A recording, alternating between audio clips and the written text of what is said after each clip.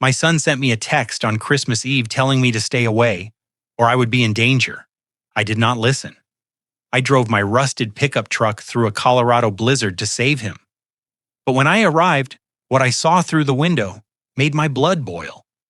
His in-laws were drinking champagne and feasting like kings in his house, while my son was nowhere to be seen. I broke into the basement and found him. He was not just hurt, he was chained to a support pillar like a rabid animal, his leg broken and rotting. But the true horror started when his wife walked down the stairs, not with a key, but with a glass of wine and a smile. What happened next forced me to unleash a revenge so calculated it became a legend in our town. Before I tell you how I destroyed them, please tell me in the comments where you are watching from. Hit like and subscribe if you think family should never betray family. My name is Jackson Reed, but everyone calls me Jack. I am 72 years old. To the world.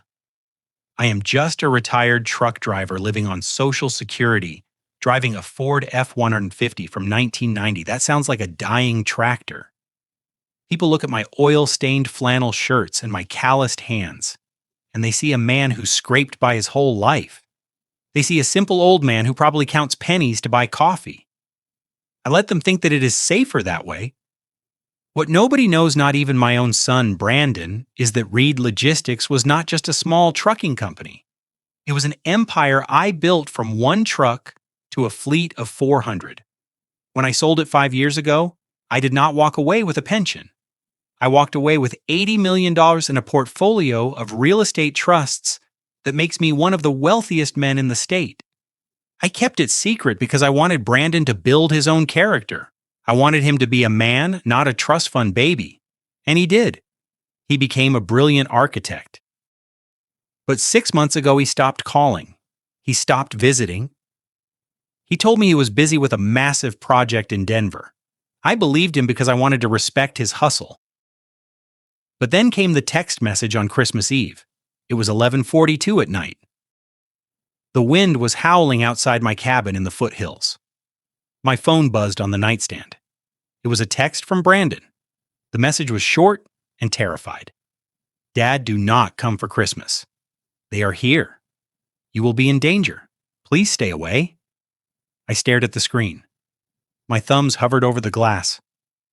He meant Vanessa, his wife, and her vultures of parents Gordon and Beatrice. I had never liked them. They were the kind of people who checked the brand of your watch before they shook your hand.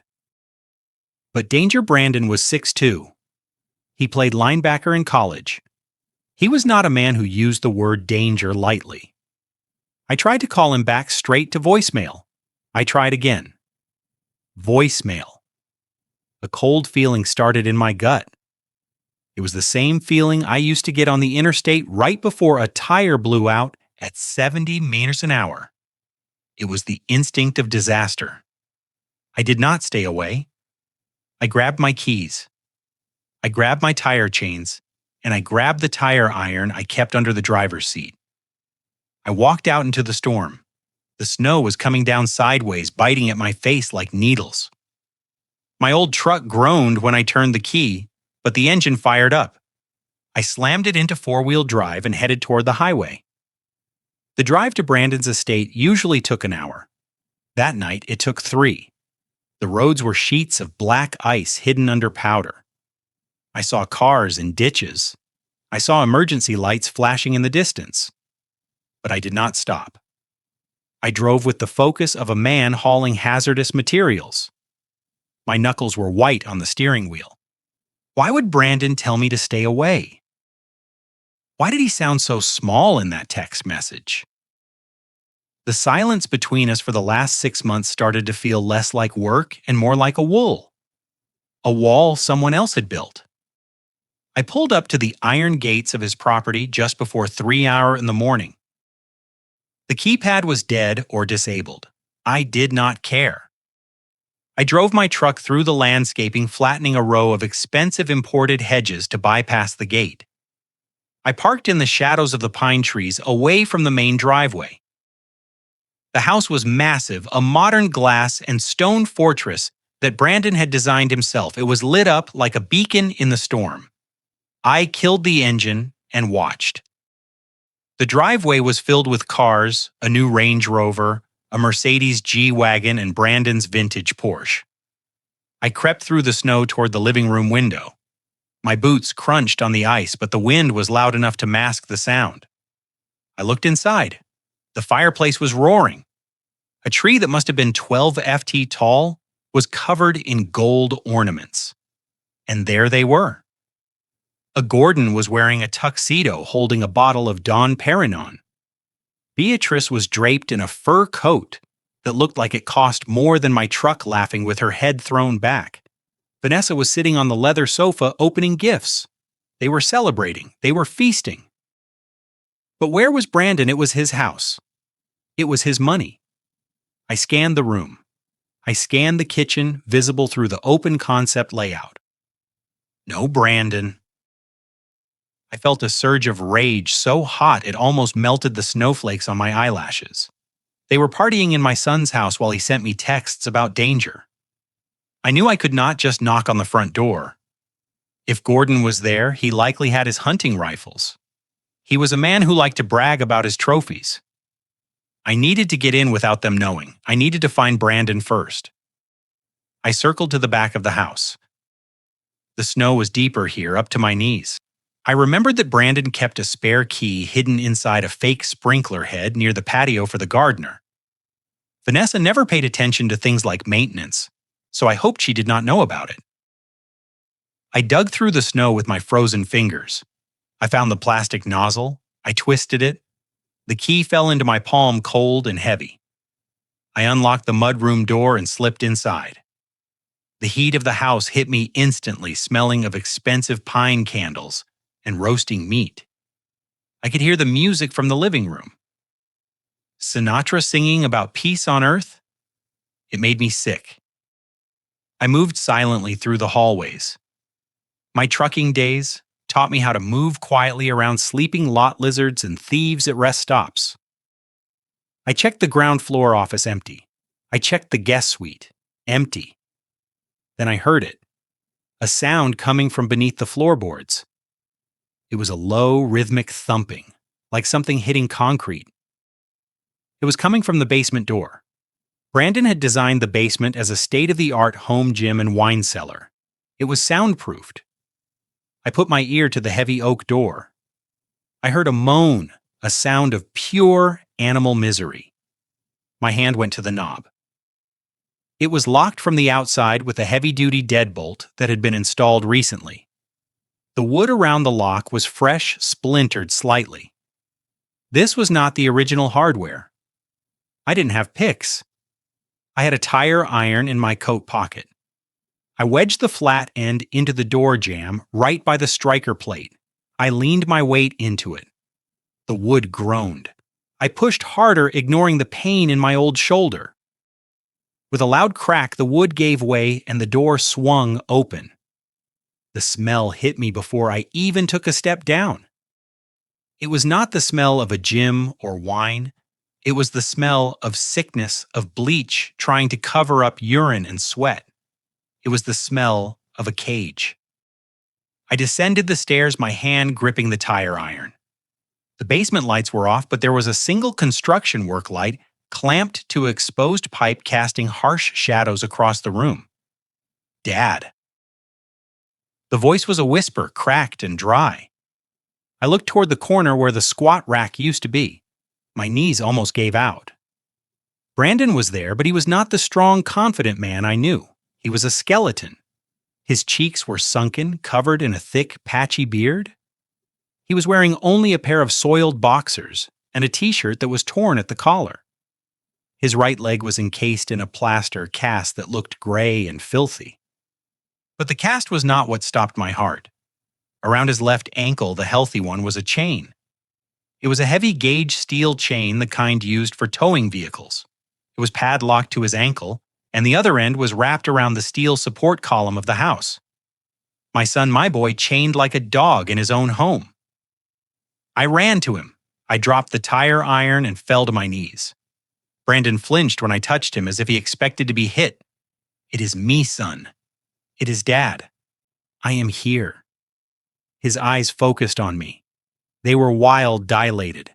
Panic flooded his face. Dad, no. You have to go. They will see you. They said if you came, they would put you in the home. They said you are crazy, too. I tried to pull the chain. It was solid steel. I looked at his leg.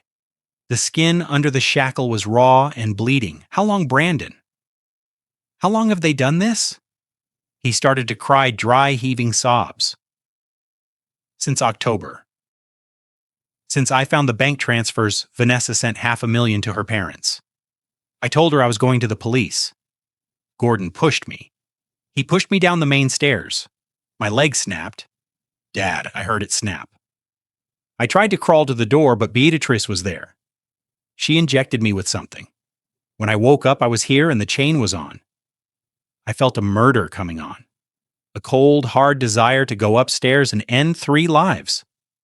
But Brandon grabbed my wrist. His grip was weak. Dad, listen. Dr. Aris, they have a doctor. He comes here. He gives me shots. He keeps me confused. They tell everyone I'm an addict, that I got hooked on pain meds after the accident, that I am violent, that I am psychotic. They have papers, Dad. They have medical papers signed by this doctor saying I am a danger to myself, that this is for my own protection. I looked at the table next to his mattress. There were bottles of pills, antipsychotic sedatives, high-grade opioids. They were drugging him to keep him compliant and using the drugs to build a narrative of addiction. It was evil. It was brilliant and evil. We have to get you out now. I stood up and grabbed the tire iron again. I was going to smash the chain. I was going to smash the column if I had to. Well, well, well. Look what the blizzard blew in. I spun around. Vanessa was standing at the top of the stairs. She was wearing a red silk dress, holding a glass of red wine. She did not look scared. She looked annoyed, like she had found a rat in her pantry. She took a sip of wine and descended the stairs slowly, her heels clicking on the concrete. Jackson, I told Brandon to tell you not to come. It is really for your own safety. The roads are terrible for an old man with bad eyesight.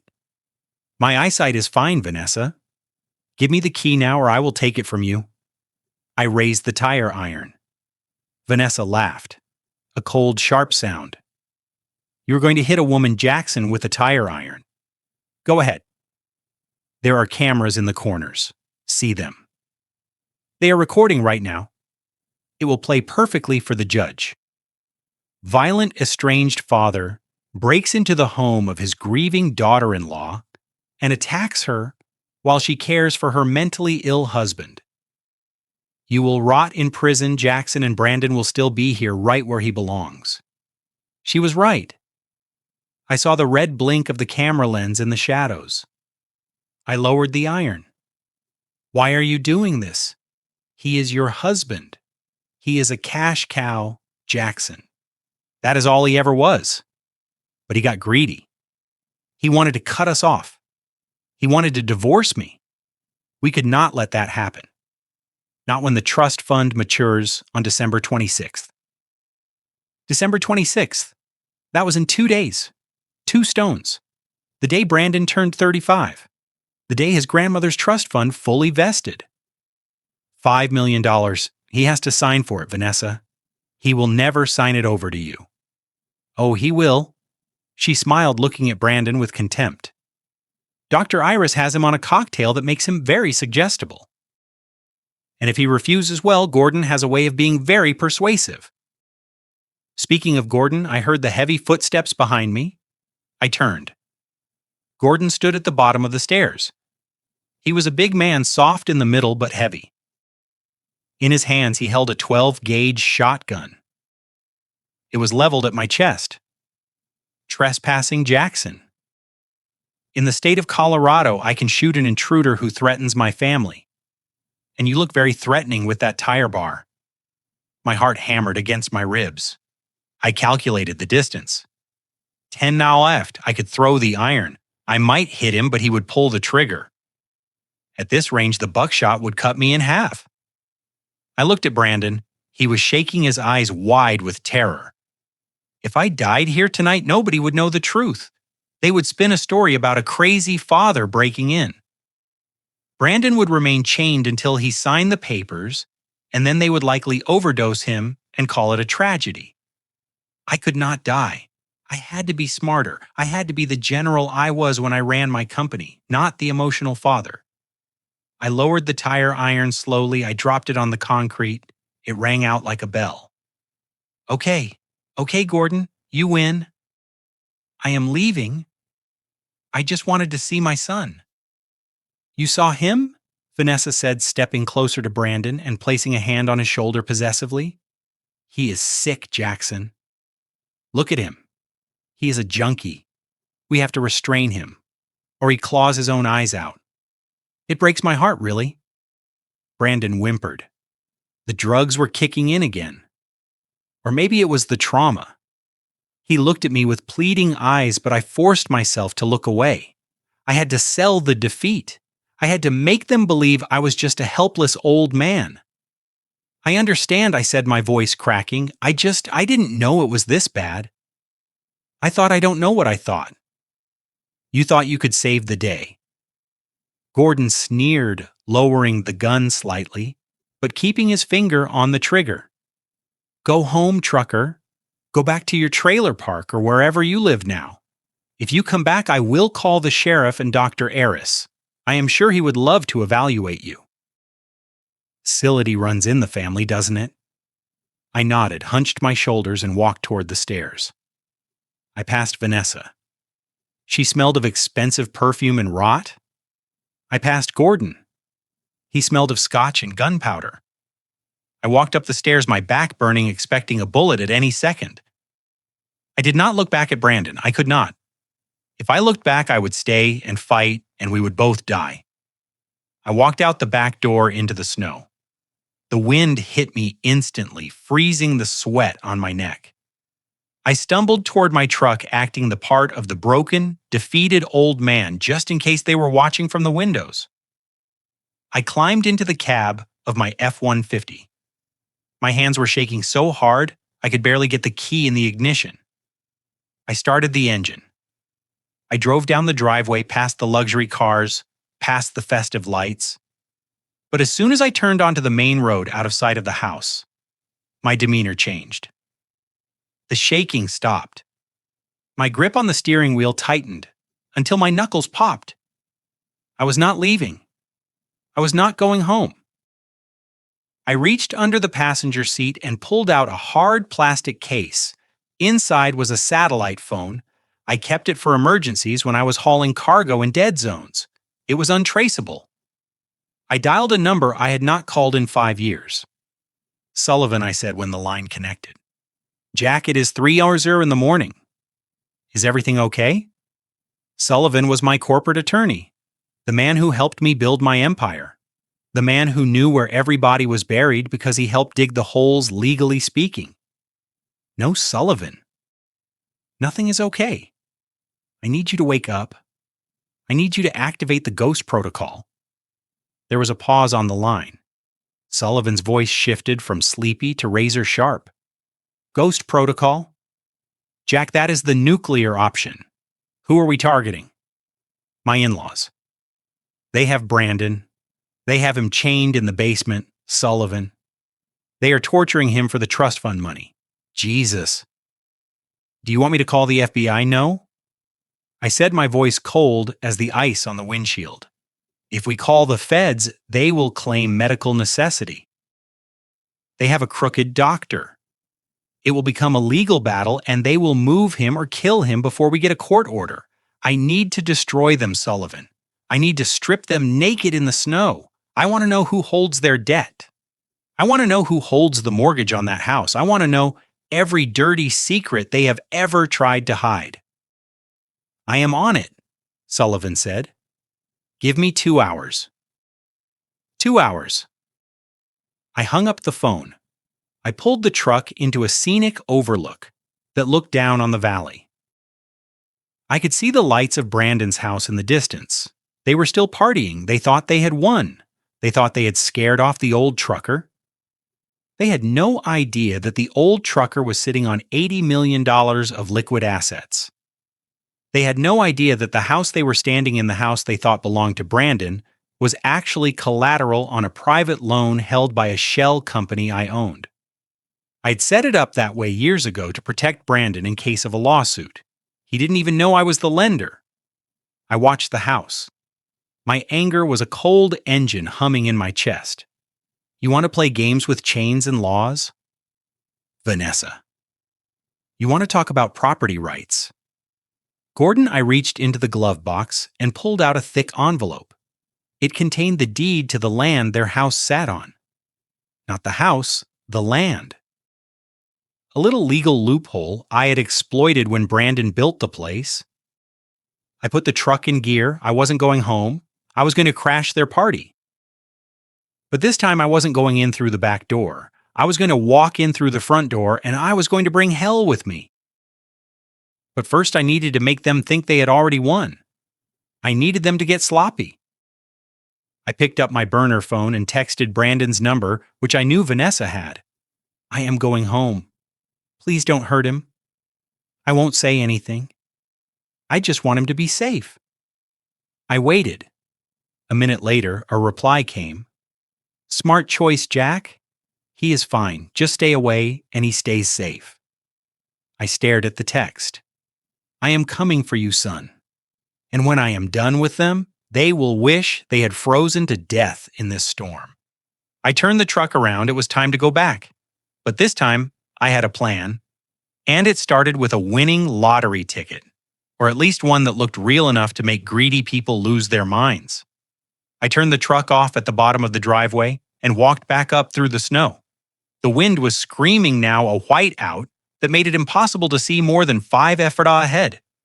It was the perfect cover for a man pretending to be defeated by nature.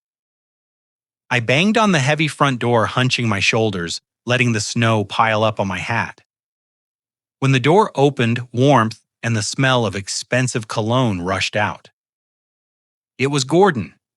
He had a glass of scotch in one hand, and that shotgun still leaning against the wall behind him. He looked at me like I was a stray dog that had wandered onto his porch. I told him the truck had died. I told him the fuel line froze. I made my voice shake, adding a little tremor to my hands. I played the part of the helpless, senile old man they wanted me to be. I asked if I could just sit in the mudroom until the storm passed. Gordon laughed, a deep, wet sound that came from his belly. He didn't kick me out. He called for Vanessa. She appeared in the hallway, smoothing her red silk dress, looking at me with a mixture of disgust and amusement. She didn't tell me to leave. A cruel light sparked in her eyes. She told Gordon to let me in. She said it would be good for me to see the reality of the situation. She said I should stay and witness Brandon's madness for myself so I would understand why they had to take such drastic measures. It was a lie. Of course, she didn't want me to understand anything. She wanted an audience. She wanted to parade the broken father in front of her high society friends to show them how benevolent she was taking in the trash. They led me into the great room. It was filled with people. Now strangers, men in velvet blazers, and women in dresses that cost more than a year of my trucking salary. They were drinking my son's wine, eating food paid for, with his money standing on floors he had designed. The music was loud, drowning out any sound that might have come from the basement. I felt like a ghost walking through a funeral that was pretending to be a party. Vanessa clapped her hands for attention. The room quieted down. She put a hand on my wet, snow-covered shoulder. She introduced me not as Jackson Reed, the man who built a logistics empire, but as Jack Brandon's estranged father. She told them I was a retired truck driver who had fallen on hard times. She used words like confused and overwhelmed. She painted a picture of a man who had lost his grip on reality just like his son. The guests looked at me with pity, sipping their champagne. I saw them whispering. I saw the way they recoiled from the smell of diesel and sweat that clung to my old coat. Beatrice, my son's mother-in-law, floated over. She was holding a plate of half-eaten hors d'oeuvres. She didn't offer me a fresh plate. She gestured toward the kitchen, telling me I could find something to eat in there, maybe some scraps that hadn't been served. She spoke to me slowly, loudly, as if I were deaf or stupid. She told me to stay out of the way of the caterers. She told me, try not to touch anything because my hands were dirty. I walked into the kitchen. It was chaotic caterers rushing back and forth with trays of lobster and filet mignon. I stood in the corner invisible to them. I saw a half-empty tray of shrimp cocktails that had been cleared from the tables. Beatrice pointed at it. She told me to help myself. I ate a shrimp not because I was hungry, but because I had to sell the act. I had to be the hungry, desperate old man. I chewed slowly, swallowing my pride along with the cold seafood. From the kitchen doorway, I watched them. Gordon was holding court by the fireplace. He was telling a story, gesturing wildly with his left hand. That was when I saw it. It caught the light of the chandelier. A watch? A Peck Fipe with a navy blue dial? It wasn't just any watch. It was the watch I had given Brandon when he graduated with his master's degree. I had bought it anonymously through an auction, so he wouldn't know it came from me. Wouldn't know I had that kind of money. He loved that watch. He said it was his lucky charm. And now it was on Gordon's thick, sweaty wrist. I felt a vein throb in my temple. Gordon was wearing my son's luck while my son rotted in chains beneath his feet. I looked at the driveway through the kitchen window. One of the guests was admiring the vintage Porsche 911 parked under the heated portico. Beatrice walked over to the guest dangling a set of keys. She laughed, saying it was a little toy they kept around for weekends. It was Brandon's car, his restoration project. He had spent 3 years rebuilding that engine with his own hands. Now these parasites were treating it like a party favor. The rage was a cold, solid thing in my chest. It wasn't the hot flash of anger anymore. It was the heavy, crushing weight of a strategic nuclear weapon waiting to be launched. I needed to make the call. I needed to set the world on fire. But I had to do it quietly. I grabbed my stomach and groaned. I asked one of the caterers where the restroom was. They pointed me down the hall, looking at me with wrinkled noses. I shuffled away, keeping my head down, dragging my feet. I went into the powder room on the first floor. It was wallpapered in silk, smelling of lavender. I locked the door. I turned on the faucet full blast to create white noise. I pulled the satellite phone from the inside pocket of my coat. It was bulky, old-school military tech. Nothing like the sleek smartphones the guests were holding. I extended the antenna. I dialed Sullivan. He picked up on the first ring. I didn't waste time with pleasantries. I told him I was inside. I told him what I had seen. I told him about the watch, the car, the chains. My voice was a low growl, barely audible over the running water. Sullivan listened to me closely. I want you to initiate the ghost protocol. Sullivan hesitated for a second. He knew what that meant. It meant total scorched earth. It meant bypassing the red tape and going straight for the jugular. I continued. I want a forensic accounting team on Brandon's accounts by sunrise. I want to know every cent they have siphoned off. I want to know who the doctor is the one signing the prescriptions. Find his weakness. Gambling, women, drugs, I don't care. Find it and squeeze him until he pops.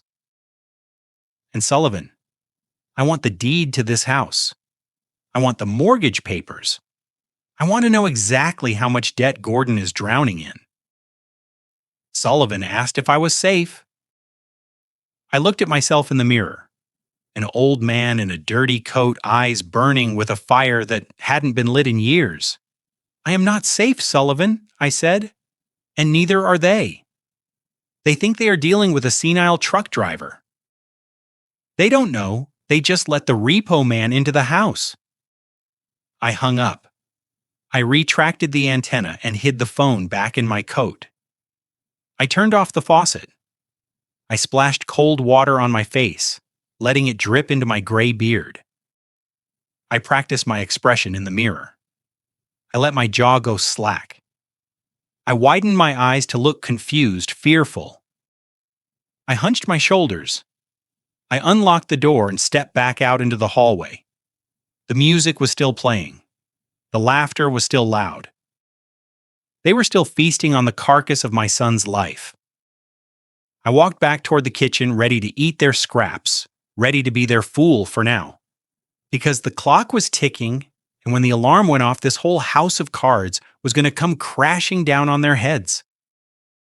I shuffled away from the kitchen, clutching a linen napkin filled with roast beef and rolls I had swiped from the buffet.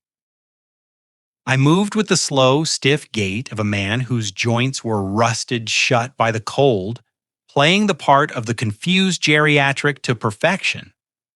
The guests ignored me. To them, I was just a piece of furniture that had seen better days, an embarrassing relic that Vanessa had been kind enough to let in out of the storm. I watched Gordon holding court by the fireplace, laughing at his own jokes, his face flushed with expensive scotch and the thrill of theft. Vanessa was busy charming a local judge, her hand resting lightly on his arm, her smile bright and predatory. They were so confident. They were so sure that the old trucker was harmless. I slipped into the hallway leading to the garage.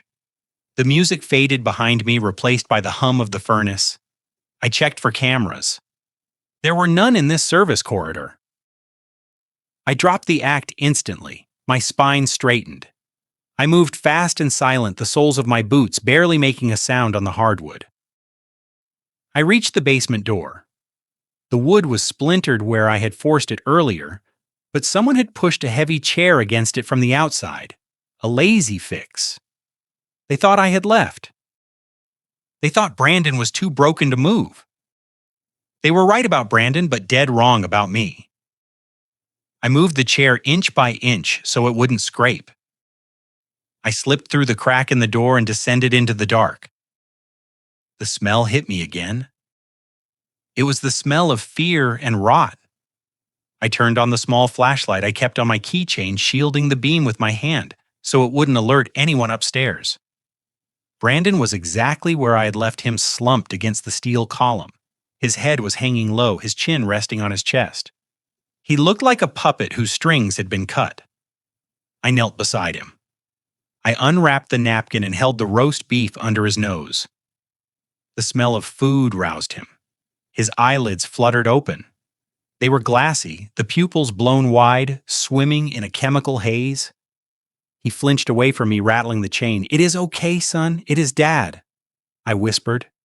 "I am back." He blinked, trying to focus. "Dad, you came back. You shouldn't be here. The doctor. He is coming back." I put a hand on his shoulder. It felt thin, too thin. "Eat this. You need strength." He ate wolfishly, tearing at the meat with trembling hands. I watched him, my heart breaking with every bite he took. This was the boy I had taught to throw a spiral. This was the man who had graduated top of his class. Now he was eating scraps in the dark, terrified of his own shadow. When he finished, he slumped back against the pillar, exhausted by the effort. "Brandon, look at me. I need you to focus." I grabbed his face gently between my hands. "Vanessa told me you had an accident. She said you fell. She said you got hooked on the pills and lost your mind. Is that true?" A bitter laugh bubbled up from his chest, turning into a cough. "Accident. That is what they told the neighbors. That is what they told the police when they came for the noise complaint last month. Tell me the truth." I said, my voice hard. He closed his eyes, taking a deep, shuddering breath. He seemed to be fighting the fog in his brain, reaching for a clarity that kept slipping away. "It wasn't an accident, Dad. It was a push." I leaned in closer. "Who pushed you, Gordon?" He whispered the name like a curse. It was 3 months ago. September. I was in my office upstairs going through the accounts. I noticed discrepancies, big ones. 5,000 here, 10,000 there. I thought it was a mistake. I dug deeper. I found a transfer. $500, $1,000, Dad. $500,000 wired to an account in the Cayman Islands. An account under Beatrix's name. I felt the rage rising again, hot and suffocating. They weren't just living off him, they were bleeding him dry. I confronted Vanessa. Brandon continued, his voice gaining a little strength from the anger. She didn't even deny it. She laughed. She said I owed them. She said I had plenty of money and her parents deserved a retirement. I told her I was calling the police. I told her I was filing for divorce and forensic accounting. I grabbed my phone.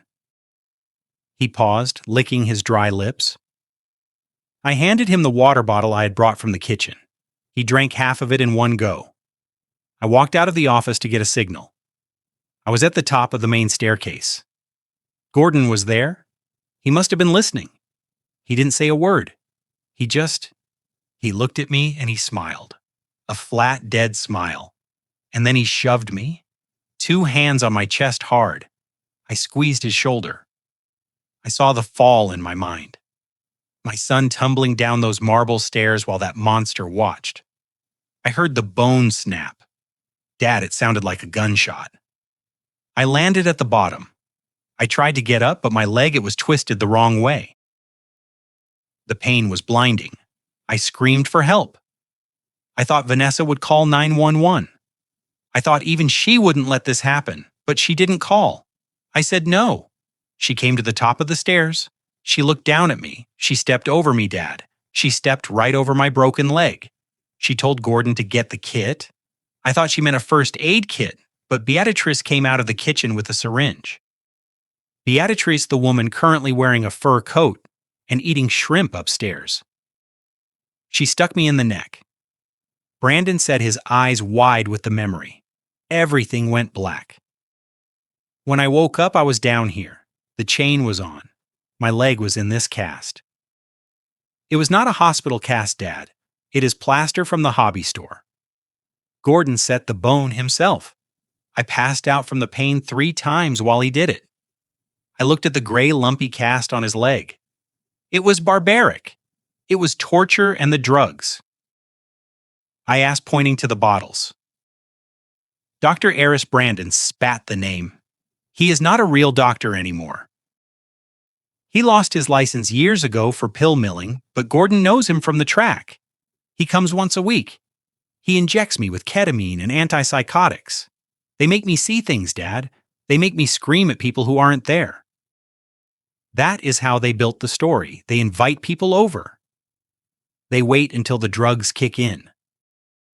Then they let people hear me screaming. Everyone thinks I am crazy. Everyone thinks I am dangerous. It was a perfect trap. Create the symptoms, then use the symptoms to justify the imprisonment. It was psychological warfare. Why, I asked. Why keep you alive? Why not just kill you and take the life insurance because of Mom? Brandon said, tears finally spilling over, Mom's trust fund. The one that vests when I turn 35. December 26th, I said.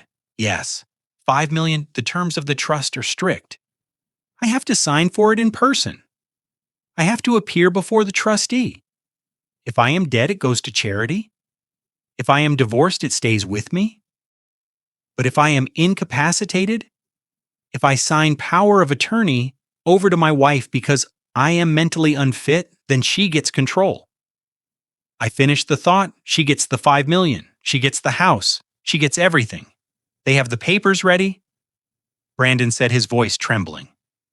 They are going to bring a notary here on the 26th. Dr. Eris is going to certify that I am lucid enough to sign, but too sick to manage the money. They are going to drug me just enough to hold the pen. Dad, and once I sign, once they have the money, they won't need you anymore. I said the words hanging heavy in the cold air. Brandon nodded. I am dead, Dad.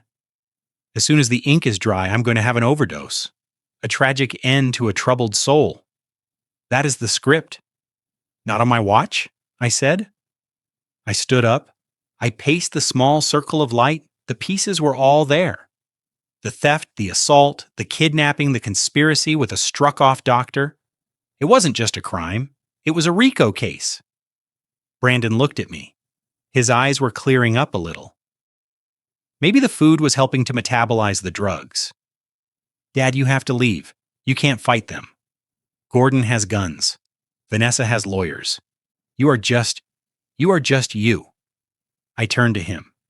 I knelt down again, so our eyes were level. Listen to me, son. I am not just me. I am not just a guy who drove a rig. There are things you don't know. Things I never told you because I wanted you to stand on your own 2 feet. He looked confused. What things I built Reed Logistics, Brandon? I didn't just drive for them, I owned them. I sold it for $80 million. He stared at me. He tried to process the number. 80 million. Yes. And this house. The house you think you mortgaged through a private equity firm in Delaware. That firm is me. I hold the note on this property. Brandon's jaw dropped. You are the lender. I am. Which means technically Gordon and Vanessa are trespassing on my collateral. But that doesn't matter right now. What matters is that I have resources. I have a lawyer named Sullivan who is right now tearing their financial lives apart. I have a plan, Brandon, but I need you to be strong. I need you to hold on for 1 more hour. What are you going to do? He asked, hope flickering in his eyes for the first time. I am going to give them exactly what they want. I stood up and buttoned my dirty coat. I reached into my pocket and pulled out a lottery ticket I had bought at a gas station 3 weeks ago. It was a loser, but to a desperate, greedy mind, it could look like the keys to the kingdom. I am going to go upstairs and I am going to tell them I won the lottery. I am going to tell them I have $2 million cash and I don't know how to spend it. I am going to make them think I am the golden goose. They won't believe you. Brandon said they think you are a bum. Greed makes people stupid, son. Especially people like them who are drowning in debt. They see what they want to see. I am going to get them to bring you up. I am going to get them to sit us all down at that table, and then I am going to spring the trap. I checked my watch. Sullivan needed 2 hours. I had burned 40 minutes. I had to buy time. I had to act. I squeezed Brandon's shoulder one last time. Trust me when they bring you up. Just follow my lead. Do not fight them. Act drugged. Act broken. Let them feel safe. I walked back to the door. I pushed it open. I slipped through the crack and pulled the chair back into place. I smoothed my hair. I hunched my back. I put the mask of the defeated old man back on. I walked toward the kitchen, toward the light and the noise. I could hear Gordon laughing. I could hear champagne corks popping. They were celebrating their victory. They didn't know that the man walking up their stairs was about to turn their celebration into a wake. I touched the tire iron in my pocket one last time for reassurance. It was time to perform. I eased the heavy oak door shut behind me, engaging the latch with a soft click that sounded like a gunshot in the quiet hallway. I wiped the sweat from my forehead with my dirty sleeve and took a breath to steady my racing heart. I had just promised my son I would save him. I had just promised a man chained in the dark that I would bring the sun back into his life. Now I had to deliver.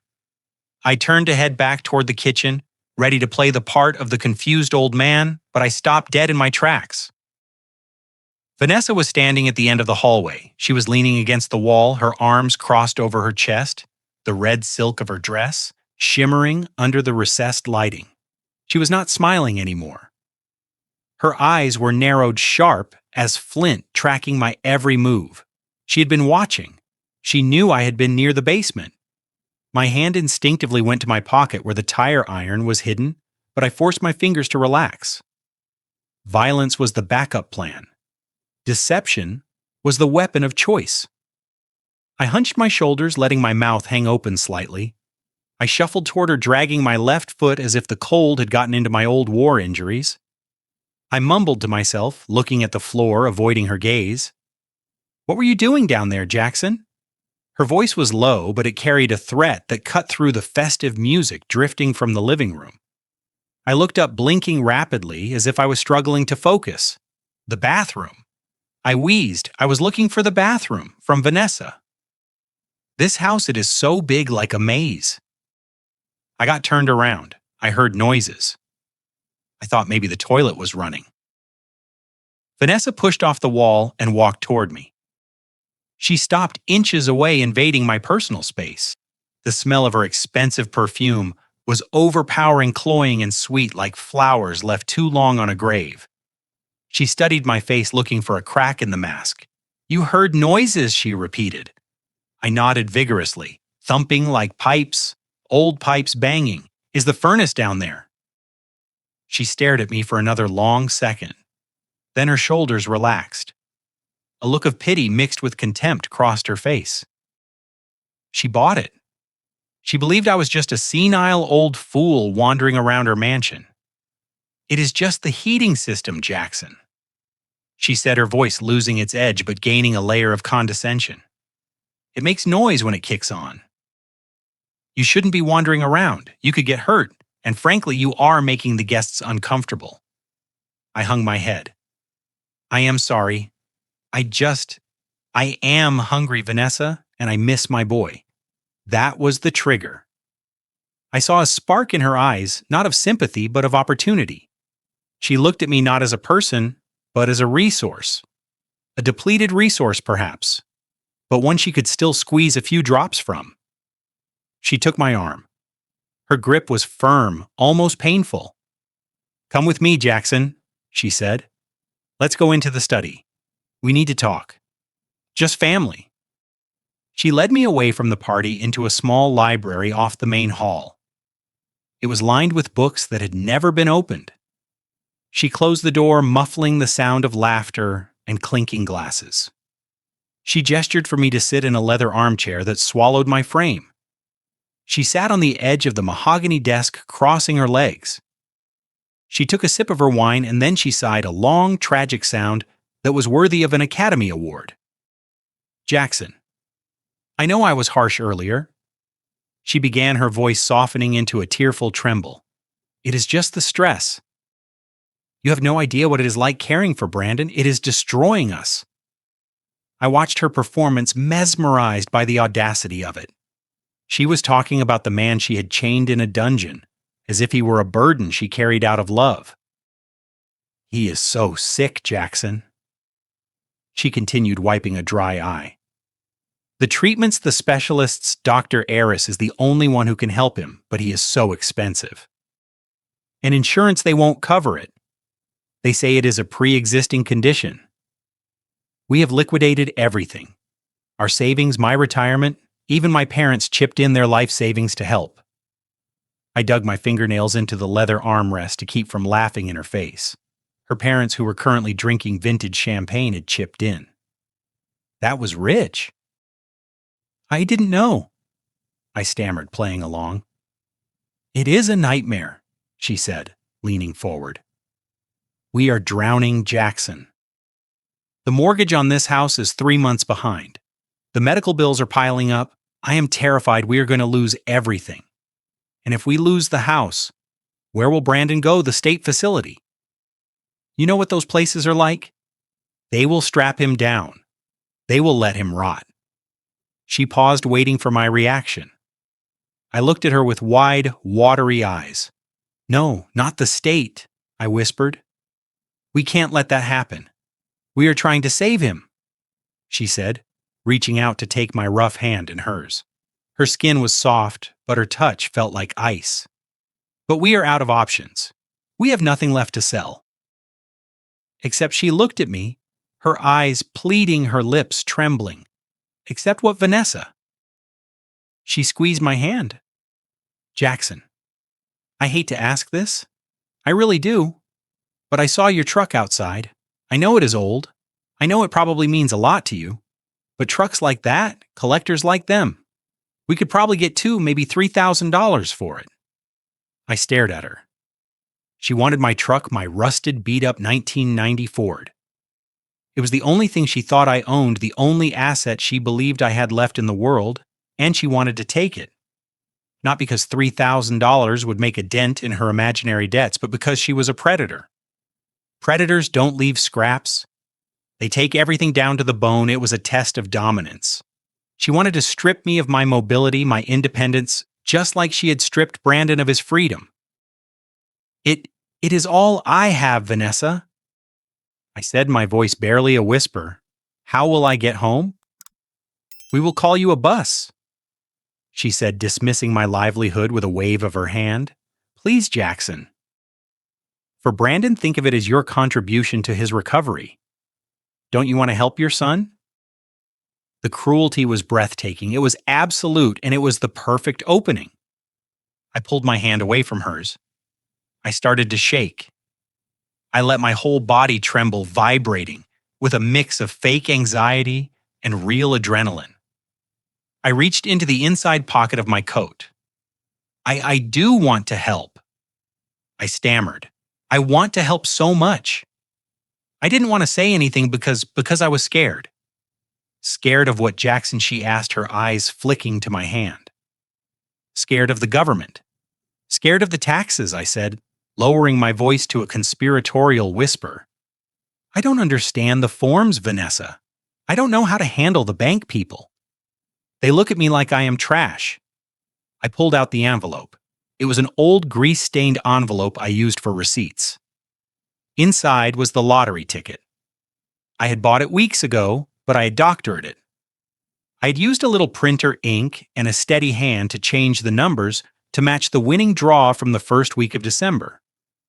To a casual observer, it looked real. To a desperate, greedy observer, it looked like salvation. What is that? She asked, leaning in. I opened the envelope. I pulled out the ticket and a print out of the winning numbers I had prepared. My hands shook so hard the paper rattled. I bought it at the stop and robbed off the interstate. I whispered. I checked the numbers 10 times. Vanessa, I think I won. Won what? She snatched the paper from my hand. Her eyes scanned the numbers. She looked at the printout. She looked back at the ticket. Her breath hitched. Her pupils dilated so wide her eyes looked black. $2 million, she breathed. The jackpot was $2 million. I nodded, tears welling in my eyes. I don't know what to do. I have been carrying it around for 3 weeks. I am afraid if I go to the lottery office, they will say I stole it, or they will take half of it for taxes, and then the nursing home will take the rest because of my Social Security. I wanted to hide it. Vanessa stared at the ticket. I could see the wheels turning in her head. I could see the greed overriding every other circuit in her brain.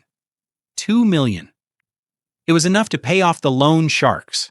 It was enough to flee the country. It was enough to fix everything. She looked up at me. Her face transformed. The disgust was gone. The condescension was gone. In their place was a radiant, terrifying warmth. Jackson, she breathed. Oh, Jackson, you poor, sweet man. You have been carrying this burden all alone. I nodded, wiping my nose. I was going to sell the truck, I said. I will give you the truck, Vanessa. Take it. No, no, no, she said, laughing a frantic, high-pitched sound. We don't need the truck, Jackson. My God, do you realize what this is? This is a miracle. God answers our prayers. But the taxes, I whined. And the paperwork. I can't do it, Vanessa. I am not smart like Brandon. That is why you have family, Jackson, she said, standing up and coming around the desk. She hugged me. She pressed my face into the silk of her dress. We can help you. We can handle all the legal work. We can set up a trust just like Brandon's. We can protect the money from the government. Really, I asked, looking up at her with the eyes of a lost child. You would do that for me. Of course, she said, stroking my gray hair. We are family, and family takes care of each other. She pulled back, still holding my shoulders. Wait here. Do not move. I need to get Gordon. He knows a lawyer who specializes in lottery winnings. We need to secure this immediately. She ran out of the room. She didn't walk. She ran. I sat back in the chair. I stopped shaking. A cold smile touched my lips. The bait was taken. The hook was set. 2 minutes later, the door flew open. It wasn't just Vanessa. It was the whole pack. Gordon, Beatrice, and Vanessa. Gordon stumbled in his face, red and sweaty. He looked at me like I was the second coming of Christ. Beatrice, who had looked at me like I was a cockroach 10 minutes ago, was beaming. Jackson Gordon boomed his voice full of false bonhomie. Vanessa told us the incredible news. Let me see it, man. Let me see the ticket. I held it up. Gordon snatched it. He pulled a jeweler's loop from his pocket. Why he had that, I could only guess. And inspected the numbers. It looks legit, he whispered to Beatrice. The dates match. The serial number looks right. Beatrice clapped her hands. Oh, Jackson, this is wonderful. We were just saying how terrible it was that you were living alone in that drafty cabin. You need to be here with us. With you, I asked. Yes, Vanessa said. You are staying for dinner. No, you are staying for Christmas. We insist. You shouldn't be driving in this storm anyway, not with such valuable cargo. Gordon handed the ticket back to me, his hands lingering on it for a second too long. Listen, Jack. Can I call you Jack? We need to be smart about this. If you cash this ticket in your name, the IRS is going to eat you alive.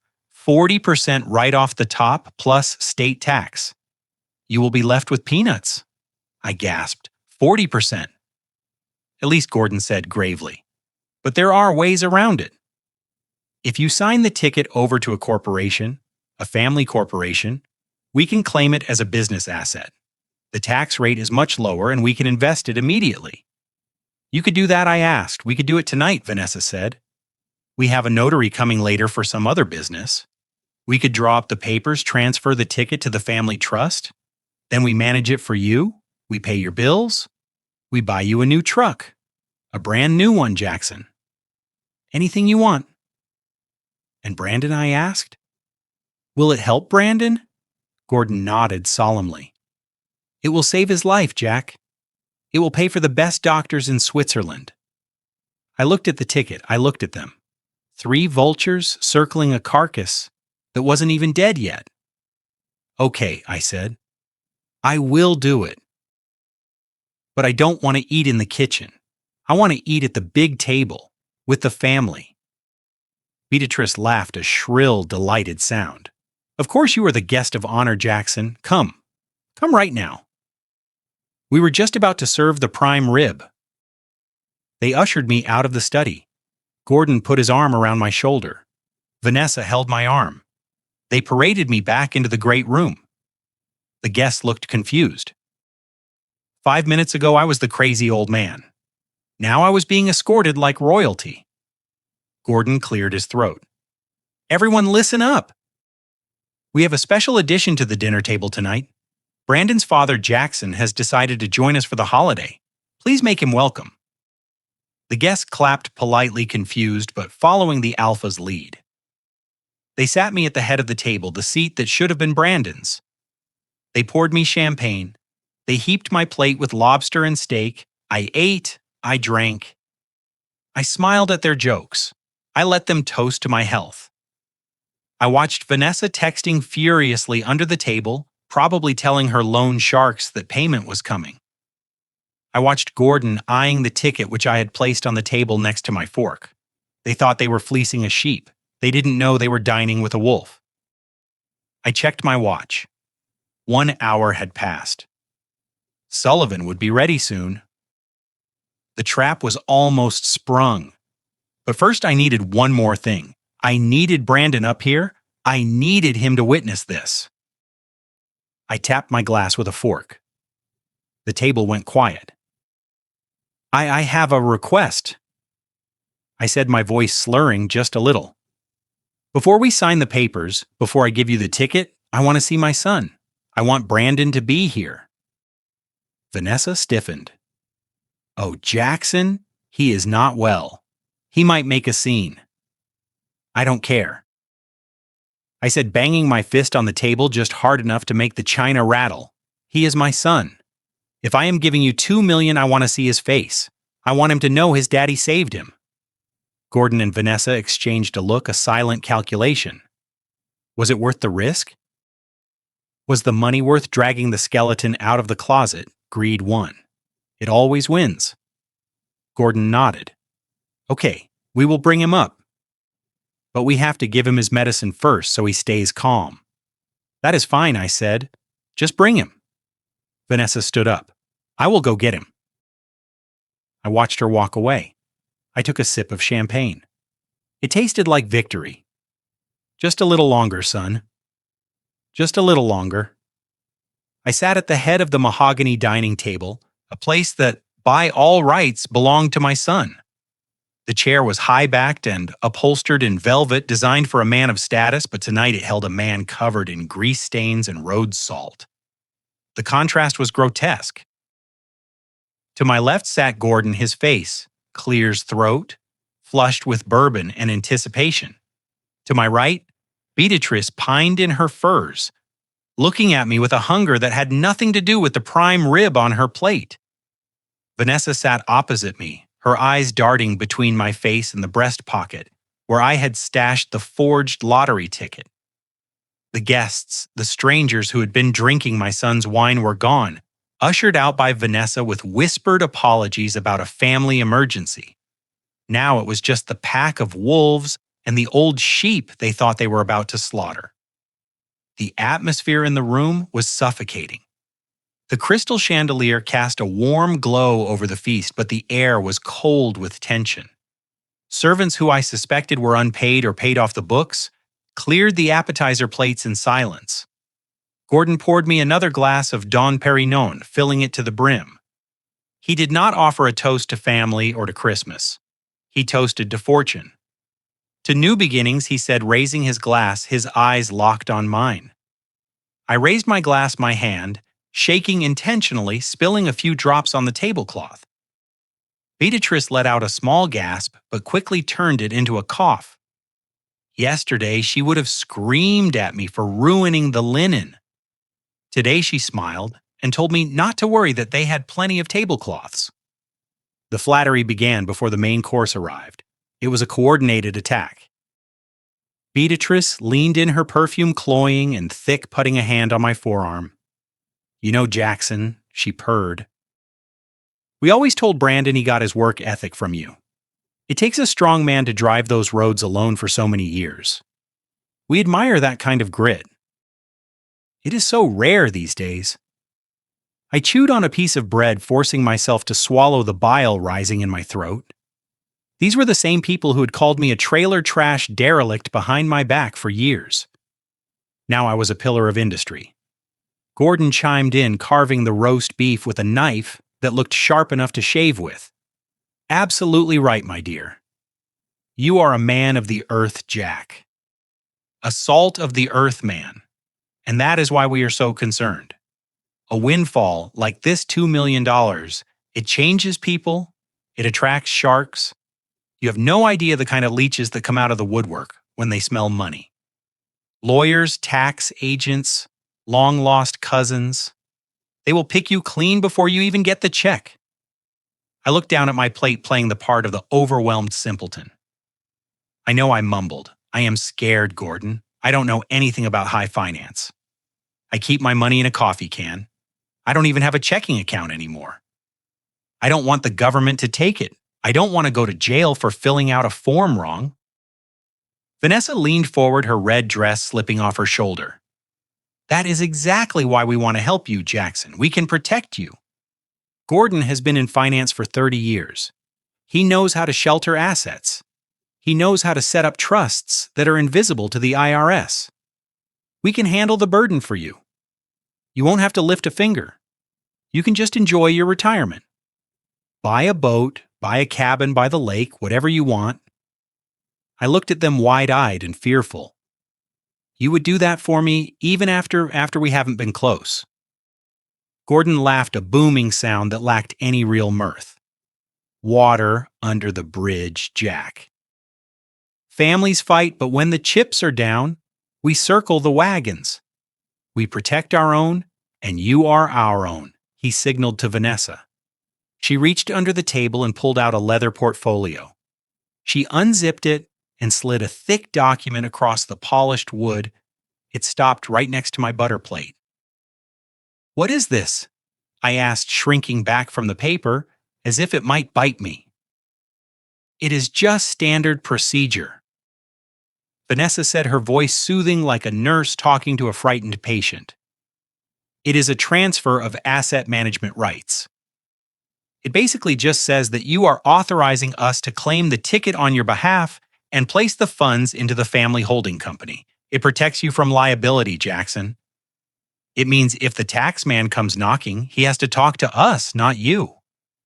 I reached out and touched the paper. My fingers were calloused rough against the smooth, expensive bond. I pretended to read it, moving my lips, silently stumbling over the big words. It was legal gibberish mostly, but the intent was clear. It was a total abdication of rights. If I signed this, they would have power of attorney over not just the tickets, but any asset I brought into the trust. It was the same trap they had set for Brandon, just repackaged for a dumber animal. I don't know, I whispered. It looks complicated. Are you sure this is legal? Gordon slammed his hand on the table, making the silverware jump. Then he caught himself and forced a smile. Legal. Jack, I wrote the book on legal. This is standard. It is how the big boys play. Do you want to be rich, or do you want to be audited? Because if you walk into the lottery office alone, they will flag you. They will freeze your assets. You won't see a dime for years. Is that what you want? No, I said, my voice trembling. I want the money. I want to help Brandon. Then sign the paper, Vanessa urged, pushing a gold fountain pen into my hand. It was heavy cold metal. Sign it, Jackson. Let us save you. I held the pen. I looked at the three of them. They were leaning in their breath, held their eyes manic with greed. They were so close. They could taste the money. They could see their debts vanishing, their status being restored. They were salivating. I brought the pen to the paper. I let the nib hover over the signature line. The ink bled a little, creating a small black dot. Gordon stopped breathing. Beatrice was gripping her napkin so hard her knuckles were white. Vanessa's lips were parted, her tongue, wetting them nervously. I started to write the letter J. Then I stopped. I pulled the pen back. The tension in the room snapped like a rubber band. What is it? Gordon barked. What is wrong? I looked up at him. My face was a mask of confusion and stubbornness. The kind of stubbornness only old men can summon. I need a witness, I said. Vanessa sighed, exasperated. I can witness it, Jackson. Or Mom. No, I said, shaking my head slowly, not you. I need family. My family. Gordon's face turned a dangerous shade of purple. We are your family, Jack. No, I said, firmer this time. I mean my blood. I mean Brandon.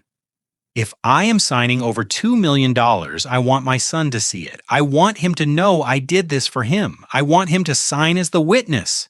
Vanessa slammed her hand on the table. He is sick, Jackson. We told you. He is sedated. He can't sign anything. He probably doesn't even know who you are right now. Then wake him up, I said, dropping the pen onto the document. Give him some coffee, splash water on his face. I don't care. But I am not signing this paper until I see my boy sitting in that chair right there. I pointed to the empty chair to my left, the chair that had been left empty like a memorial. Beatrice spoke up, her voice shrill. This is ridiculous. The boy is a mess. You want to drag him up here drooling and muttering just to watch you write your name? It is cruel, Jackson. I leaned back, crossing my arms over my chest.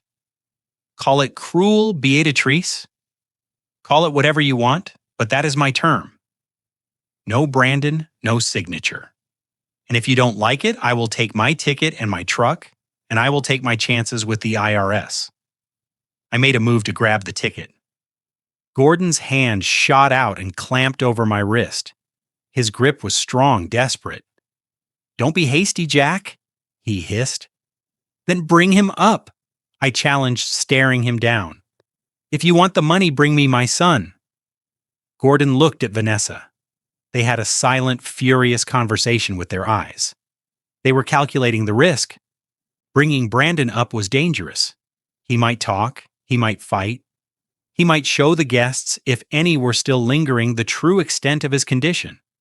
But the money, the $2 million, it was right there on the table.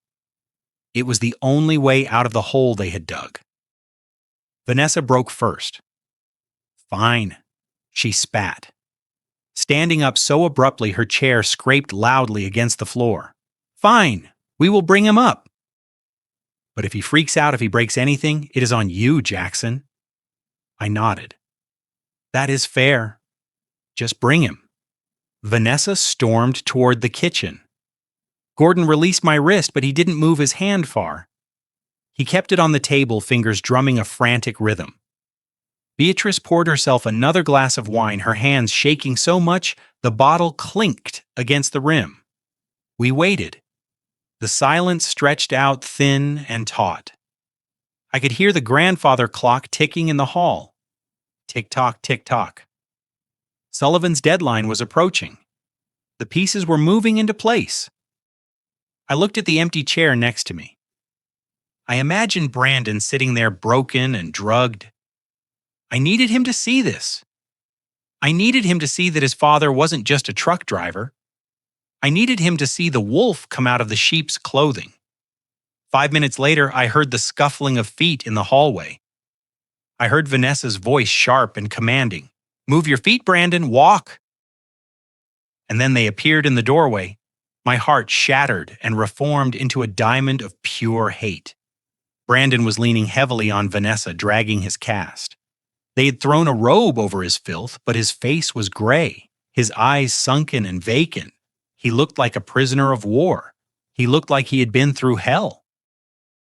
Vanessa shoved him toward the empty chair. "Sit down," she ordered. Brandon fell into the chair more than he sat. He looked around the room, his eyes struggling to track the movement. He looked at the chandelier. He looked at the food. And then his gaze landed on me. For a second, there was nothing. Just the blank stare of the heavily medicated. But then a spark ignited. Recognition. "Dad," he rasped. I picked up the pen again.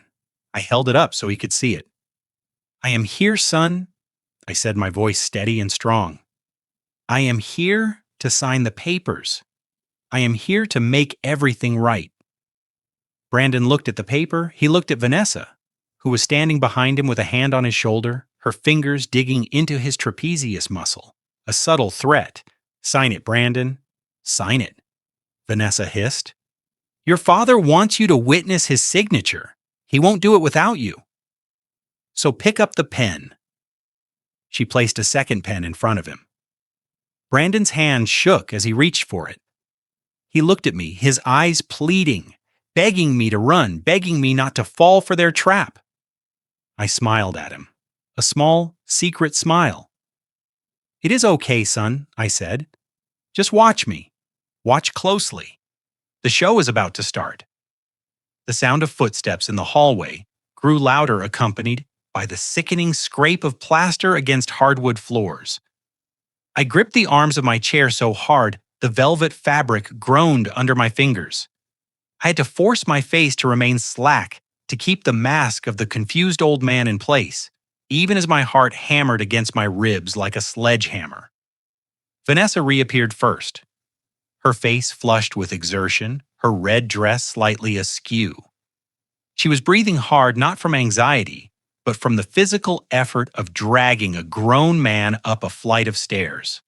She forced a bright, brittle smile that didn't reach her eyes and gestured to the doorway like a magician revealing a trick. Then I saw him. My stomach dropped into my shoes. They had tried to clean him up, but it was a rushed cosmetic job that only highlighted the horror of his condition. They had thrown a heavy cashmere robe over his shoulders, likely one of Gordon's to hide the torn, dirty t-shirt underneath. They had run a wet comb through his hair, slicking it back, but I could see the grime ingrained in his scalp and the gray pore of his skin that spoke of weeks without sunlight. But it was his movement that shattered me. He wasn't walking, he was being half carried, half dragged by Gordon, who had his arm hooked under Brandon's armpit like a side of beef. Brandon's right leg, the one in the amateur gray cast, dragged uselessly behind him, bumping over the threshold with a dull thud that made him whoos. Gordon shoved him toward the chair next to me. Brandon stumbled, his good leg shaking, too weak to support his own weight. He collapsed into the seat, letting out a low, guttural moan that sounded more animal than human. The smell coming off him was overpowering. Beneath the expensive cologne they had sprayed on him, there was the unmistakable stench of unwashed skin, dried sweat, and the sour odor of fear. I saw Beatrice wrinkle her nose and take a sip of her wine, looking away as if his suffering was a breach of etiquette at her dinner party. Vanessa moved quickly, pulling a small velvet pouch from her pocket. She didn't try to hide it. She played it off as tender care. "He is in so much pain, Jackson," she said, her voice dripping with fake sympathy. "The withdrawal is terrible today. We have to give him his medicine or he gets violent." Before I could say a word, she pulled out a syringe preloaded with a clear liquid. She didn't ask him. She didn't check his pulse. She just grabbed his arm, finding a spot that was already bruised and tracked with needle marks, and jabbed it in. Brandon didn't even fight. He just stared at the tablecloth, his eyes glassy and vacant. He was so used to the needle now, it was his reality. I watched the plunger go down, injecting God knows what into my son's veins. Ketamine sedatives, enough chemical fog to keep him pliable but awake enough to hold a pen. It took every ounce of discipline I had built over 40 years of trucking, over decades of boardroom negotiations, not to leap across the table and strangle her with my bare hands. I had to wait. I had to let the trap snap shut. Gordon sat down heavily next to Brandon, putting a thick hand on my son's shoulder. It looked like a gesture of comfort, but I saw his thumb digging into the collarbone, a silent warning. "There he is, Jack." Gordon boomed, his voice too loud in the tense room. "Good as new." "Well, almost. He is having a good day, aren't you?" Sport Brandon's head lulled to the side. The drugs were hitting him fast, mixing with whatever was already in his system. He blinked slowly, trying to focus his eyes. He looked at the crystal glasses. He looked at the flickering candles. And then his gaze drifted to me. For a moment there was no recognition, just the blank stare of a man lost in a nightmare. Then he blinked again, his brow furrowed. He leaned forward, slightly squinting through the haze. "Dad," he croaked, his voice was like sandpaper. I leaned in, my eyes watering with real tears. "I am here, son. I am here." He looked at me. Then he looked down at the table. He saw the document, the thick, heavy paper, with the gold seal, the transfer of asset management rights. He saw the pen lying next to it waiting. His eyes widened. The adrenaline of panic burned through the chemical fog for a fleeting second. He realized what was happening. He thought his senile father had wandered into the lion's den and was about to sign away a fortune. "No," he rasped. He tried to stand up, but his legs wouldn't cooperate. He grabbed the edge of the table, his knuckles white. "No, Dad." "Don't." Vanessa moved in fast, placing a hand on his chest, pushing him back. "Shh, baby. It is okay. Your dad is helping us.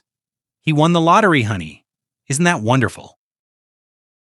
He is signing it over to the trust so we can get you the best help." "Liar," Brandon shouted, but it came out as a slur.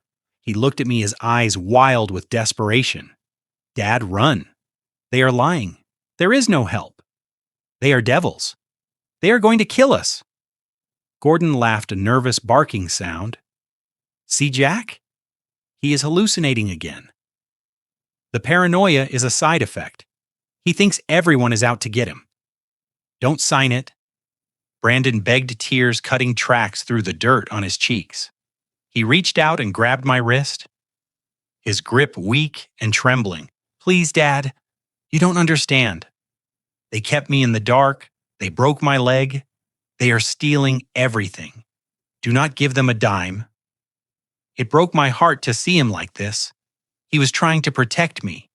Even in his broken, drugged state, chained and beaten, his first instinct was to save his father from being scammed.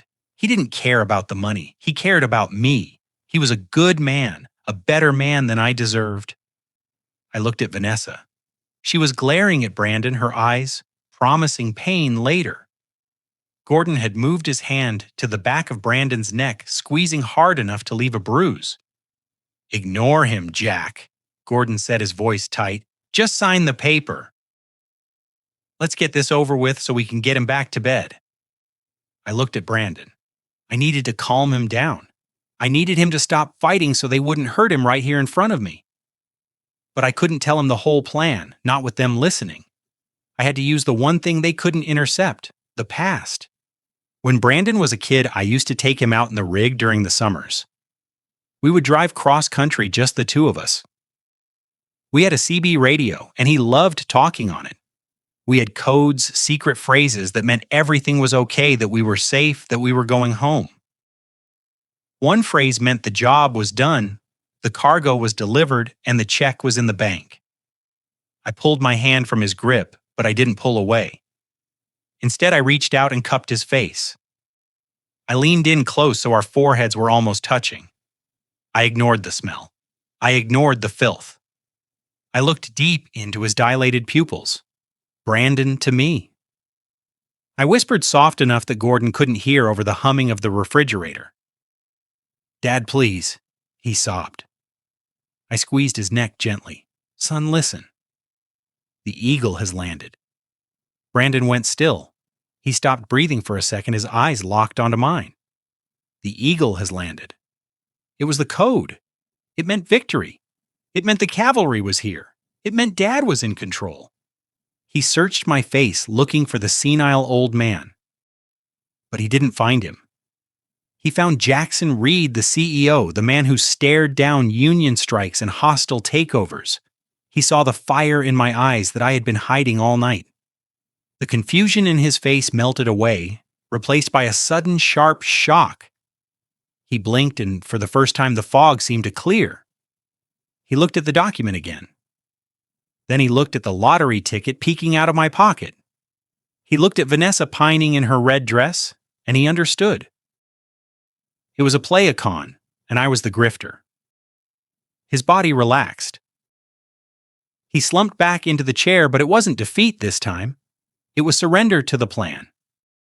He looked at me and gave the tiniest, almost imperceptible nod. Vanessa misinterpreted the silence.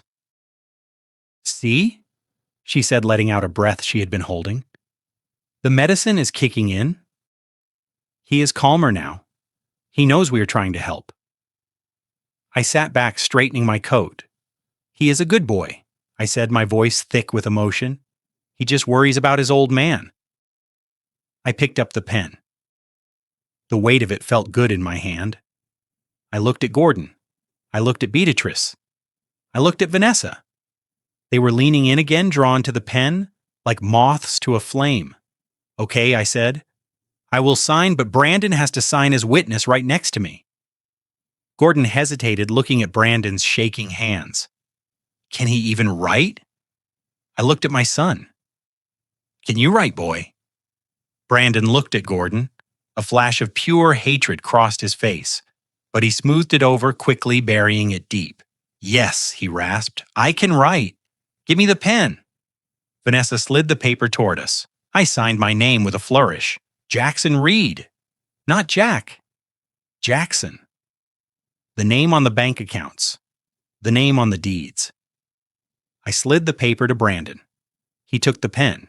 His hand shook, but he managed to scrawl his signature on the witness line. "It is done." Beatrice squealed, clapping her hands together. "Oh, Jackson, you have made us all so very happy." Gordon grabbed the paper, blowing on the ink, as if it were a holy relic. He folded it and shoved it into his jacket pocket. "We will file this first thing in the morning," he said, his voice trembling with greed. "And then, Jack, we will get you that new truck." I smiled a cold predator's smile that they were too drunk on victory to notice. Actually, I said, standing up slowly, I think I left my reading glasses in the truck. I need to go get them. I want to read the fine print on that ticket one more time before we celebrate. Vanessa frowned. You can't go out there, Jackson.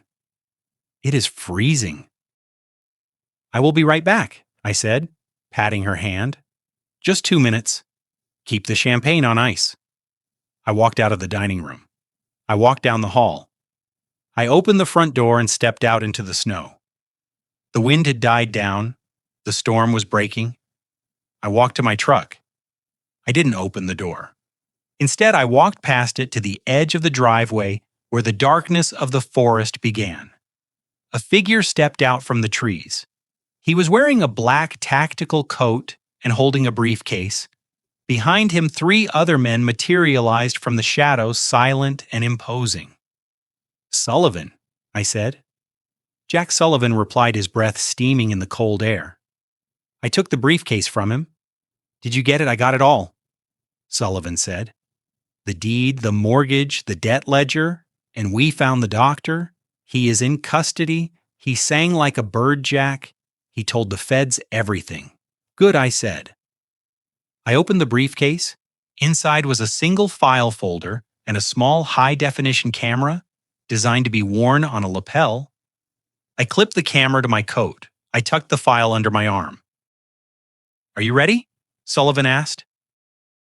I looked back at the house. I could see them through the window. Gordon was pouring more wine. Vanessa was laughing. Brandon was sitting there watching them, waiting for the signal. I am ready, I said. Let's go ruin their Christmas. The cold air hit me like a physical blow the moment I stepped off the porch, washing away the smell of roasted meat and expensive perfume that clung to my clothes. I took a deep breath, letting the freezing wind scour my lungs. For a few seconds, I stood there in the snow, letting my shoulders drop, letting the act of the confused geriatric fall away. I was not Jack the broken-down trucker anymore. I was Jackson Reed, and I was about to execute a hostile takeover of my own life. I trudged toward my truck, my boots crunching loudly on the packed ice. I made a show of patting my pockets, searching for the non-existent glasses, just in case anyone was watching from the window. I opened the door of the F-150 and leaned inside, but I did not reach for glasses. I reached for the hood release. I popped it just to add to the theater of a man having vehicle trouble. Then I walked around the front of the truck and kept walking into the darkness where the driveway curved behind a row of blue spruce trees. Sullivan was waiting. He was a shadow within a shadow standing next to a black SUV that was running silent and dark. He didn't look like a lawyer tonight. He looked like a field commander. He was wearing a tactical coat over his suit, and his breath plumed in the air like dragon smoke. Behind him, I saw the silhouettes of 3 other men. Big men, the kind of men who didn't need to raise their voices to clear a room, private security, the best money could buy. Jack Sullivan said, his voice low and growly. You look like hell. I feel like it, I replied. Tell me you have good news. Better than good, Sullivan said, reaching into the back seat of the SUV. He pulled out a thick leather folio. He opened it under the dome light of the car, shielding the glow with his body. We cracked the shell company Gordon has been using. He is not just in debt, Jack. He is underwater. He owes the Russian mob in Chicago about $300,000. That is why they are so desperate for the trust fund. They are on a deadline. If they don't pay by New Year's, they are dead men walking. I nodded, looking at the documents. It made sense. Desperation breeds brutality. And the doctor I asked, Dr. Aris, is currently singing for the FBI, Sullivan said with a grim smile. We caught him trying to board a flight to Mexico an hour ago. He confirmed everything. The fake diagnosis, the illegal prescriptions, the kickbacks he was getting from Gordon. He gave us the whole timeline. I felt a wave of relief so strong my knees almost buckled. We had them. We had them on kidnapping, fraud, and conspiracy. I could call the cops right now and end it. But I wasn't done. I wanted to see the look on their faces when the floor dropped out. I wanted to be the one to pull the lever. Sullivan flipped to the next page in the folio. But this? Jack, this is the kill shot. This is the one you asked for. I looked at the document. It was a property deed. A mortgage contract dated 5 years ago? I remember this, I said, running my finger over the signature. Brandon's signature? Sullivan nodded. 5 years ago, Brandon needed capital to start his firm. He didn't want to ask you for money because he wanted to make it on his own. So he took out a private loan against this house, a massive loan. He thought he was borrowing from a venture capital group in Delaware called Apex Holdings. I smiled a cold, humorless twisting of my lips. And he never knew Apex Holdings was me. Exactly. Sullivan said, "You own the note, Jack. You are the bank." But here is the kicker. I checked the terms of the loan. There is a clause, a standard protection clause for the lender. If the property is used for illegal activities, or if the borrower is under duress, the lender has the right to immediate foreclosure and eviction. No court order needed, immediate possession. Immediate. I stared at the paper. It was a beautiful thing. It meant that Gordon and Vanessa weren't just criminals. They were squatters. They were trespassing on my land and my house, holding my son prisoner on property that belonged to me. Vanessa doesn't know I asked. No. Sullivan said, closing the folio. She thinks the mortgage is with a bank. She thinks she has months before foreclosure proceedings would start. She has no idea she is standing on trap door, and you are holding the rope. I took the folio. It felt heavy like a weapon. Okay, I said. I have what I need. Give me the camera. Sullivan reached into his pocket and pulled out a small device. It looked exactly like a button on a flannel shirt. He stepped forward and deftly attached it to my coat, replacing the second button from the top. He tapped it once, and a tiny, almost invisible green light blinked on the back. "It is live," Sullivan said. "It is streaming directly to our cloud and to the tablet in the SUV. We will see everything you see. We will hear everything you hear." "Good," I said, buttoning the coat. "I want a record. I want the judge to see their faces when they think they have won. I want the jury to hear Vanessa laughing while my son bleeds." "Be careful," Jack Sullivan said, his hand gripping my shoulder. "Gordon is desperate. Desperate men do stupid things. If he goes for that shotgun again, if he goes for the shotgun," I said, my voice flat, "I will break his arm before he can lift it. I am done playing the victim." Sullivan signaled to the security team. They moved forward, stepping out of the shadows. "We will be right behind you," Sullivan said. "Give the signal, and we breach." 30 seconds. "The signal is checkmate," I said. I turned away from them and walked back toward the driveway. The wind had picked up again, stinging my cheeks, but I barely felt it. My mind was sharp, clear, and cold. I replayed the plan in my head. Walk in, sign the paper, let them gloat, let them incriminate themselves one last time on camera, and then drop the hammer. I reached my truck and slammed the hood shut. I shuffled my feet, getting back into character. I hunched my shoulders, letting my head hang low. I was the old man again. The mark. The fool. I walked up the steps to the front door. I could hear them inside, laughter high-pitched and manic. They were celebrating. They thought they had pulled it off. They thought the old man was outside fumbling for his glasses while they counted their millions. I opened the door and stepped into the warmth. The smell of the house made me gag now. It smelled of greed. I walked down the hall toward the dining room. My hand brushed the button camera, making sure it was straight. "I am coming for you, son," I thought. I stepped into the doorway of the dining room. They were all there. Gordon had refilled the champagne glasses. Vanessa was holding the document like it was a holy scripture. Brandon was still in the chair, his head slumped on his chest. But when I entered, he looked up. His eyes met mine. He saw the snow on my shoulders. He saw the set of my jaw. And he saw the tiny glint of the camera lens on my chest. He knew. I shuffled to the table and smiled a wide, toothless grin. Found them, I said, waving my old reading glasses in the air. Vanessa beamed at me, a shark smelling blood in the water. Wonderful, Jackson, she said, patting the seat beside her. Come sit down. We kept your seat warm. Let's finish this. I sat down. I put on my glasses. I picked up the pen. Yes, I said, looking into the camera lens hidden in my button. Let's finish this. I picked up the heavy gold fountain pen. It felt cold against my skin, a stark contrast to the burning heat of the anger that had been fueling me for the last 3 hours. The room went silent.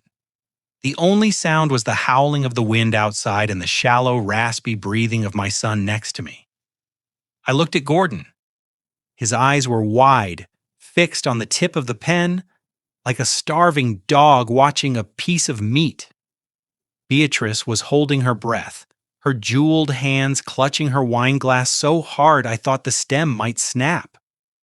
Vanessa was leaning over the table, her lips parted, her gaze tracing every movement of my hand. They were so close. They thought they had won. They thought they had successfully manipulated a senile old man into handing over the keys to the kingdom. I lowered the pen to the paper. I didn't hesitate. I didn't shake. I signed my name in bold, confident strokes. Jackson Reed. I underlined it twice, just like I used to do on the multi-million-dollar contracts I signed when I was building my empire. I capped the pen with a loud click and slid the document across the polished mahogany table toward Vanessa. There, I said, my voice dropping the tremor I had been faking all night. It is done. Vanessa snatched the paper from the table before it even stopped moving. She clutched it to her chest, closing her eyes, as if she were embracing a lover. A sound of pure, unadulterated ecstasy escaped her throat. We did it, she whispered. We actually did it. Gordon let out a roar of triumph that shook the crystal in the chandelier. He grabbed the bottle of Dom Perignon and didn't bother with the glasses. He took a swig straight from the bottle champagne spilling down his chin onto his tuxedo. To the jackpot, he shouted, wiping his mouth with the back of his hand. To the easiest money we ever made. Beatrice laughed a shrill, manic sound. She reached across the table and patted my hand, but there was no warmth in it. It was the pat you give a dog before you put it outside. Oh, Jackson, you have no idea what you just did for us. You really are a lifesaver. Of course, we are going to have to discuss your living arrangements. We can't have you staying here. Obviously, it wouldn't be appropriate. But don't worry, we will find you a very nice state facility, one with a view of a parking lot. The mask fell. It fell so fast and so hard, it was almost breathtaking. They didn't even wait 5 minutes. They didn't even wait for me to leave the room. The moment they had the signature, the facade of the loving family evaporated. They were monsters, and they were done pretending to be human. Vanessa opened her eyes and looked at me. The warmth was gone. Her face was a mask of cold, hard calculation. Gordon is right, Jackson. You should probably go now. The storm is letting up. You can sleep in your truck at the rest stop. We have a lot of financial planning to do, and we don't need you underfoot. I sat perfectly still. I didn't move to get up. I didn't look hurt. I didn't look confused. I just sat there staring at her. I reached up and adjusted my glasses. I don't think I'll be leaving Vanessa, I said calmly. And I don't think you will be doing any financial planning, at least not with that document. Vanessa frowned. She looked at me like I had started speaking a foreign language. Excuse me, you signed it, Jackson. It is legal. It is binding. We own the ticket. We own the trust. We own you. I leaned back in my chair, crossing my arms over my chest. I looked at Brandon. He was watching me, his eyes clear and sharp despite the pain. He knew he was waiting for the drop. I looked back at Vanessa. You might want to actually read the document, Vanessa. I know you were in a hurry. I know you saw the signature line and got excited, but you really should always read the fine print. It is the first rule of business." Vanessa rolled her eyes. "Oh my God, he is having an episode. Gordon, get him out of here." "He is blathering." Gordon started to stand up, his face darkening with annoyance. "Come on, Jack. Come. Don't make this hard. Up you go. Read it." I said, my voice cracking through the room like a whip. It was not the voice of Jack the trucker. It was the voice of Jackson Reed, the man who chewed up unions and spit out competitors. Gordon froze. He looked at me, really looked at me for the first time that night. He saw the set of my jaw. He saw the cold steel in my eyes. He hesitated. Vanessa looked down at the paper in her hands. She scoffed, shaking her head. "It is the transfer of asset management rights, Jackson. We wrote it ourselves. I know what it says." "Read the header, Vanessa," I commanded. "Read the title." She sighed, looking down at the paper with exaggerated patience. It says, "Transfer of her voice trailed off." She blinked. She brought the paper closer to her face. She squinted, her brow furrowed. What she whispered. She flipped the page. She scanned the text. Her hands started to shake. The color drained from her face, leaving her skin a sickly shade of gray against the red dress. This is not the right paper," she stammered. "This is what is this?" Gordon snatched the paper from her hands, ripping it in his haste. "What is the matter with you? Give it to me." Gordon looked at the document. He read the bold text at the top of the page. His mouth fell open. The champagne bottle slipped from his other hand and hit the floor, shattering and sending shards of glass and expensive wine exploding across the room. Notice of immediate foreclosure and criminal complaint, he read aloud, his voice trembling with confusion. "What the hell is this? Where's the transfer?" I stood up. I didn't struggle to rise.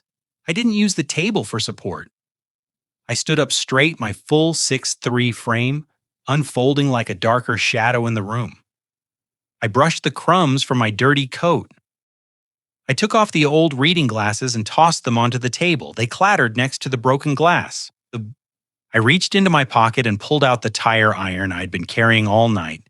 I placed it on the table with a heavy metallic thud.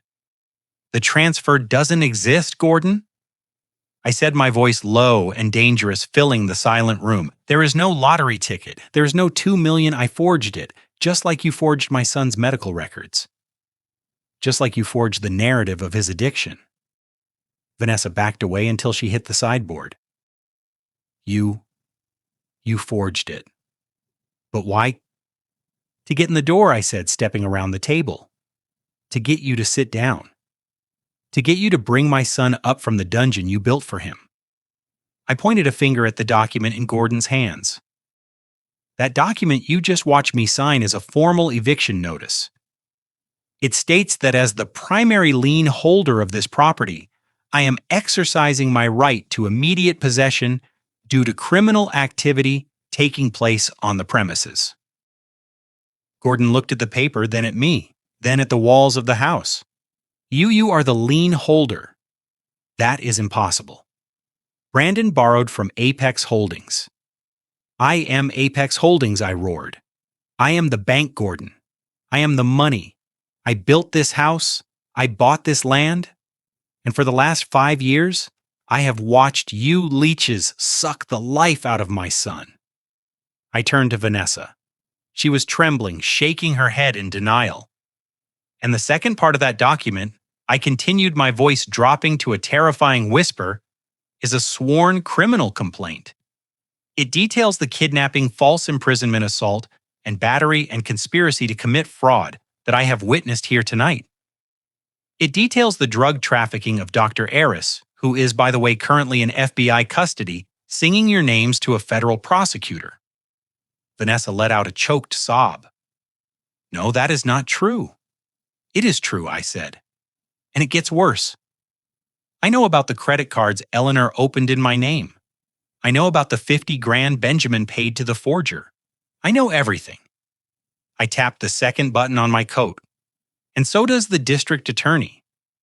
I said, this camera has been streaming live to my legal team and private security for the last hour. They heard you admit to drugging him. They heard you admit to the debts. They heard you threaten to send me to a state home. They saw everything. Gordon looked at the camera lens on my chest. His eyes went wild. He looked at the shotgun leaning against the wall in the hallway. It was 20 FT away.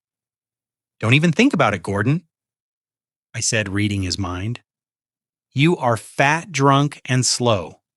I will break your neck before you take 2 steps. Gordon slumped his shoulders. Defeat crashing down on him. He looked at the document in his hand, then he crumpled it up and threw it on the floor. Who are you? He whispered. You are a truck driver. I walked up to him until I was inches from his face. I smelled the fear rolling off him, sour and sharp, overpowering the smell of the spilled champagne. I am a father, I said, and you made the mistake of hurting my boy. I turned to the room, addressing them all. My voice was calm, now deadly calm. It was the voice of a man delivering a verdict. You like partying in other people's houses. You like drinking wine you didn't pay for. You like wearing watches you didn't earn.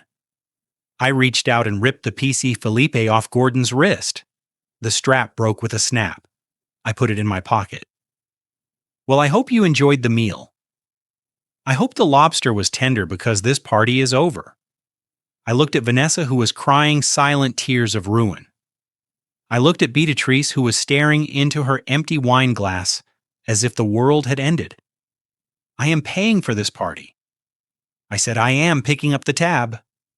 But the price of admission isn't cash. The price of admission is 20 years. 20 years in a federal prison for kidnapping and racketeering. Vanessa screamed a high, piercing sound of pure rage. You old bastard! You tricked us! You ruined us! She lunged at me, her nails hooked into claws, aiming for my eyes. She was fast, fueled by the desperation of a woman watching her life incinerate. But I was faster. I caught her wrists in midair. I didn't squeeze hard enough to break them, but hard enough to let her know she was powerless. I looked into her eyes. I saw the greed, the malice, the emptiness. I didn't ruin you, Vanessa, I said, shoving her back. You ruined yourselves. You got greedy. You got lazy. And you forgot the most important rule of the con. Never mark a man who has nothing to lose. She stumbled back, falling onto the sofa, sobbing hysterically. I walked over to Brandon. He was watching me, his eyes shining with tears and pride. He looked at me like I was a superhero. Did you get it all? Dad, he whispered. I got it all, son, I said, resting my hand on his head. Every word, every threat. It is over. Suddenly, the front door smashed open. The sound of wood splintering echoed through the house, like a thunderclap. Heavy boots pounded on the hardwood. Voices shouted commands. Clear Kumar Go Gordon looked toward the hall, his face draining of blood. Who is that? I smiled. That, I said, is the cleanup crew. Sullivan walked into the dining room. He was flanked by the sheriff and 4 deputies with weapons drawn. Behind them were my private security team, looking like shadows come to life. Gordon Miller, you are under arrest. The sheriff barked, his gun trained on Gordon's chest. Beatrice Miller? Vanessa Reed, hands where I can see them now. Gordon raised his trembling hands. Beatrice dropped her glass. It shattered on the floor, joining the rest of the wreckage. Vanessa just curled into a ball on the sofa, wailing. Sullivan walked over to me. He looked at the scene, the spilled wine, the broken glass, the sobbing villains. He looked at Brandon, chained and broken in the chair, his jaw tightened. We got the feed, Jack, he said quietly. It was perfect. We have enough to bury them for 3 lifetimes. Good, I said. Get the bolt cutters. Get my son out of those chains. One of the security guards stepped forward with a large pair of bolt cutters. He knelt by Brandon's ankle. With a loud snap, The padlock broke. The heavy steel chain fell to the floor with a clang. Brandon pulled his leg free. He rubbed the raw skin, wincing. He looked up at me. "Can we go home now, Dad?" He asked, his voice small, like he was 5 years old again. I reached down and pulled him up. He leaned on me, his weight heavy but welcome. I wrapped my arm around him, holding him up, supporting him, just like I had when he learned to walk. "Yes, son."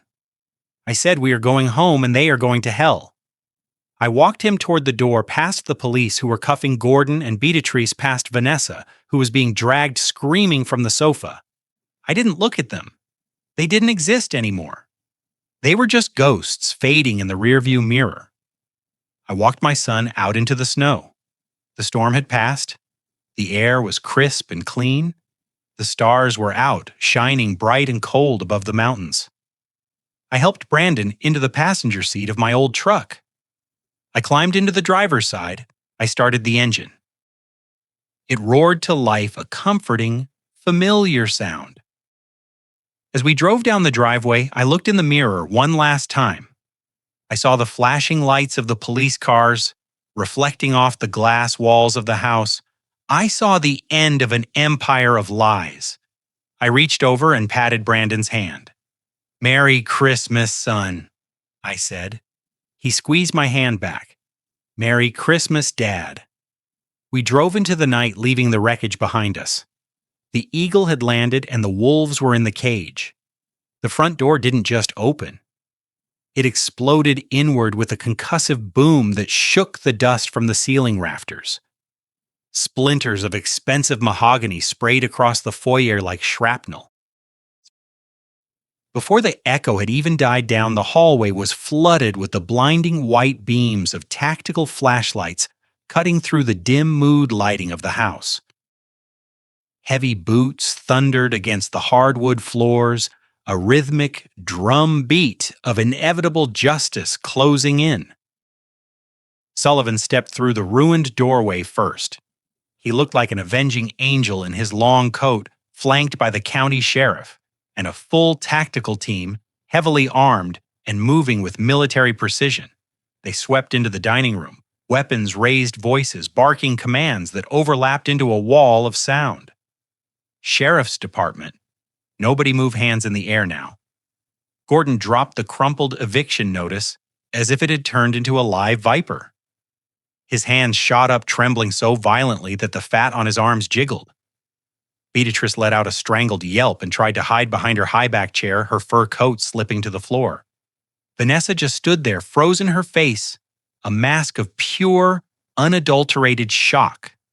Her eyes darting between me and the wall of law enforcement that had just materialized in her dining room. I didn't flinch.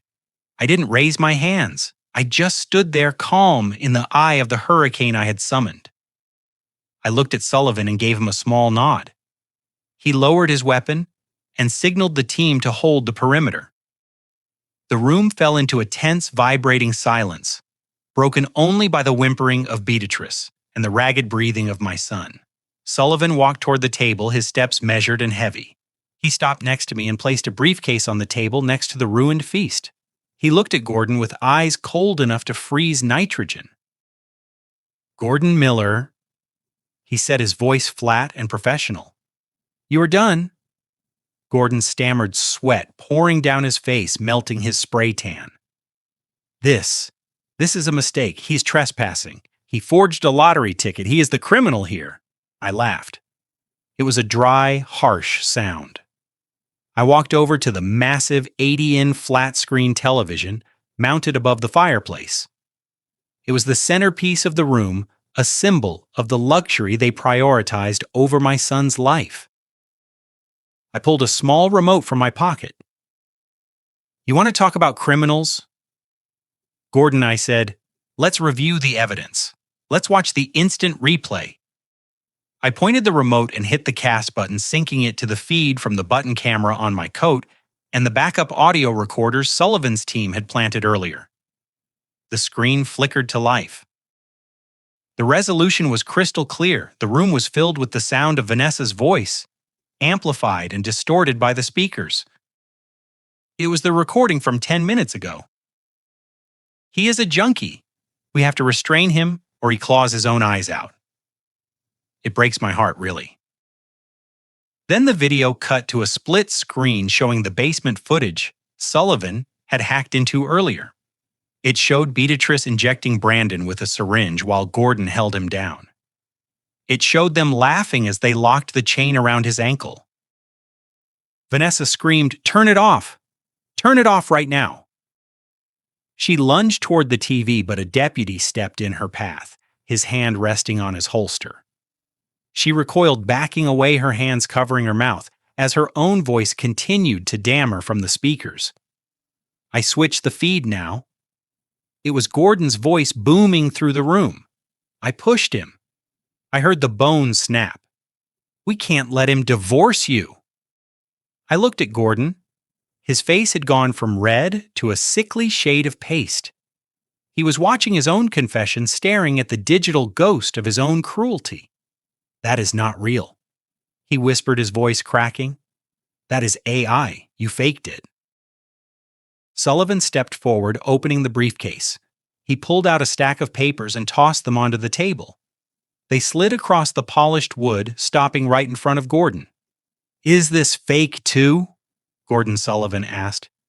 "These are the seizure orders for every bank account you and your wife possess.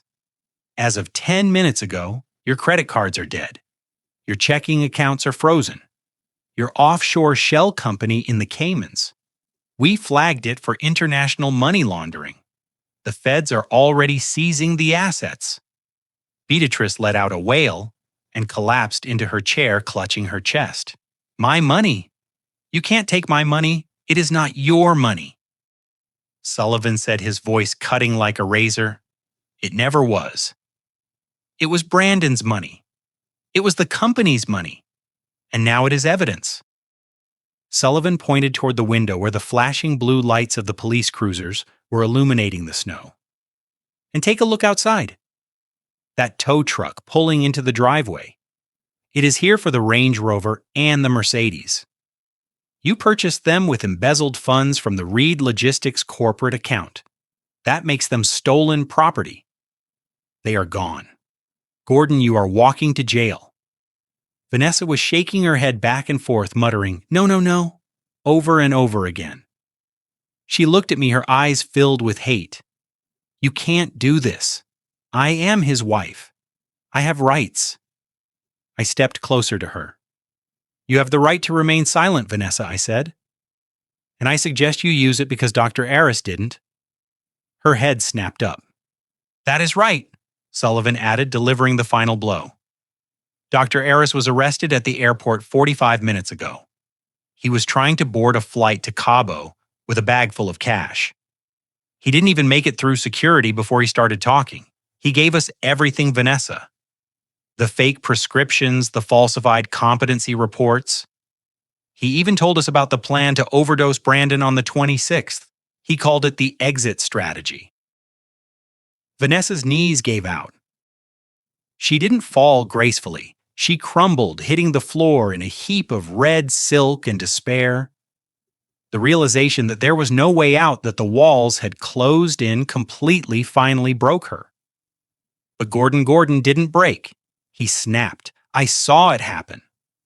I saw the moment his brain stopped processing consequences and switched to pure animal rage. He looked at the ruin of his life. He looked at the police. And then he looked at me, the architect of his destruction. His eyes rolled back in his head, showing the whites. He let out a roar, a primal sound of fury. His hand shot out, grabbing the heavy serrated steak knife from his plate. "I kill you," he screamed. "You old son of a, I will kill you." He lunged for a fat man. He moved fast, fueled by the hysterical strength of a cornered rat. He came across the table, scattering crystal glasses and china, aiming the knife straight at my throat. The deputy shouted. Sullivan reached for his weapon, but they were too far away. Gordon was 3 FT from me. I didn't step back. I didn't flinch. I stepped in. 40 years of hauling steel across this country teaches you a few things about physics. It teaches you about momentum and leverage. And before I was a trucker, I was a Marine. Some muscle memory never fades no matter how old the body gets. As Gordon thrust the knife downward, I brought my left forearm up in a hard block catching his wrist. The impact jarred my bones, but I didn't give an inch. With my right hand, I grabbed his elbow. I pivoted on my heel using his own forward momentum against him. I twisted hard. There was a sickening pop as his shoulder dislocated. Gordon screamed, the knife flying from his hand and clattering across the floor. But I wasn't done. I didn't just want to disarm him, I wanted to put him down. I continued the rotation, driving his arm up behind his back until he was bent over the table, his face pressed into the remains of his meal. I slammed his head down into the plate of prime rib. Gravy and blood splattered across the white tablecloth. I leaned my weight onto him, pinning him there. He thrashed and kicked, but I had him in a hammerlock that would break his arm if he moved an inch. "Stay down," I growled into his ear. My voice was low, deadly calm. "You think you are tough, Gordon? You think you are a man because you beat up a you are nothing. You are soft. I have eaten steaks tougher than you." Gordon whimpered, his face mashed into the mashed potatoes, all the fight draining out of him as the pain in his shoulder took over. I looked up. The room was silent again.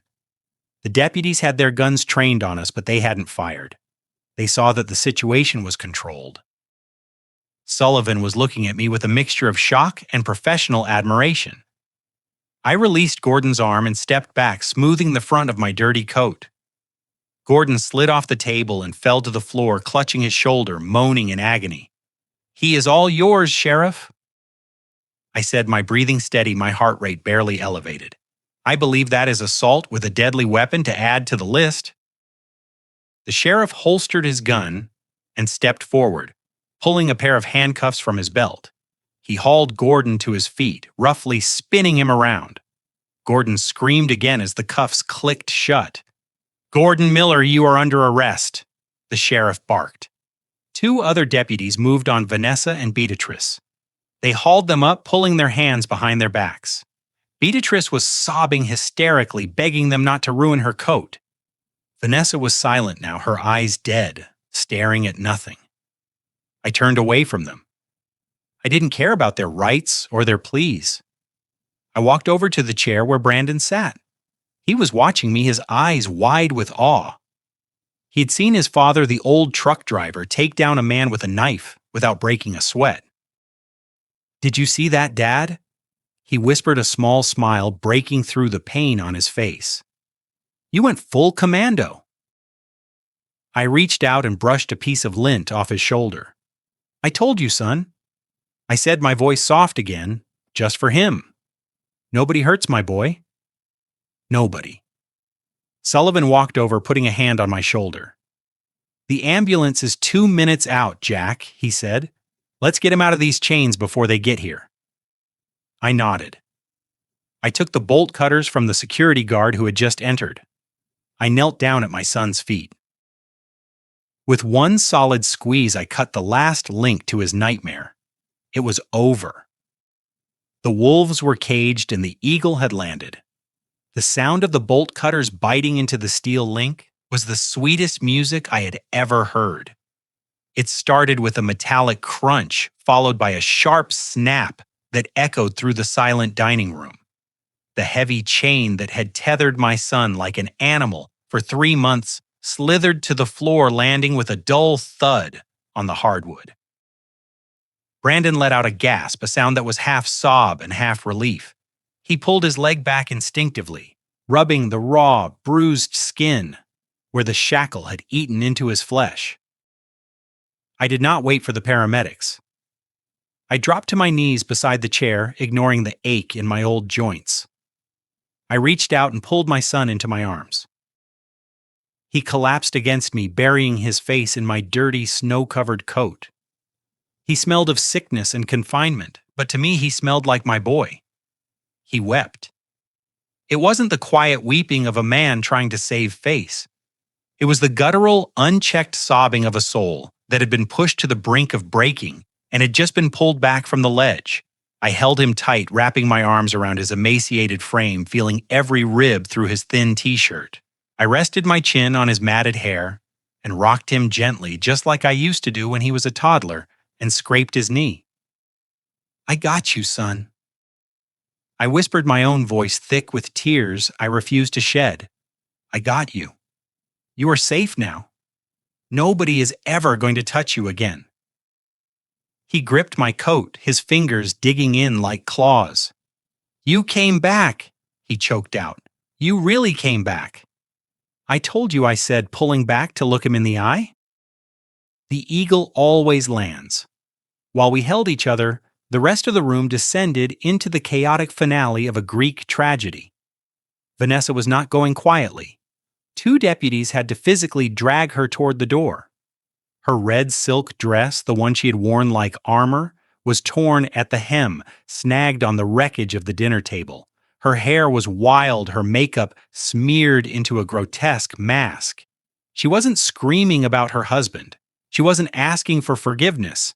She was screaming about the money. "It is my trust fund," she shrieked, kicking her heels against the floorboards, leaving black scuff marks.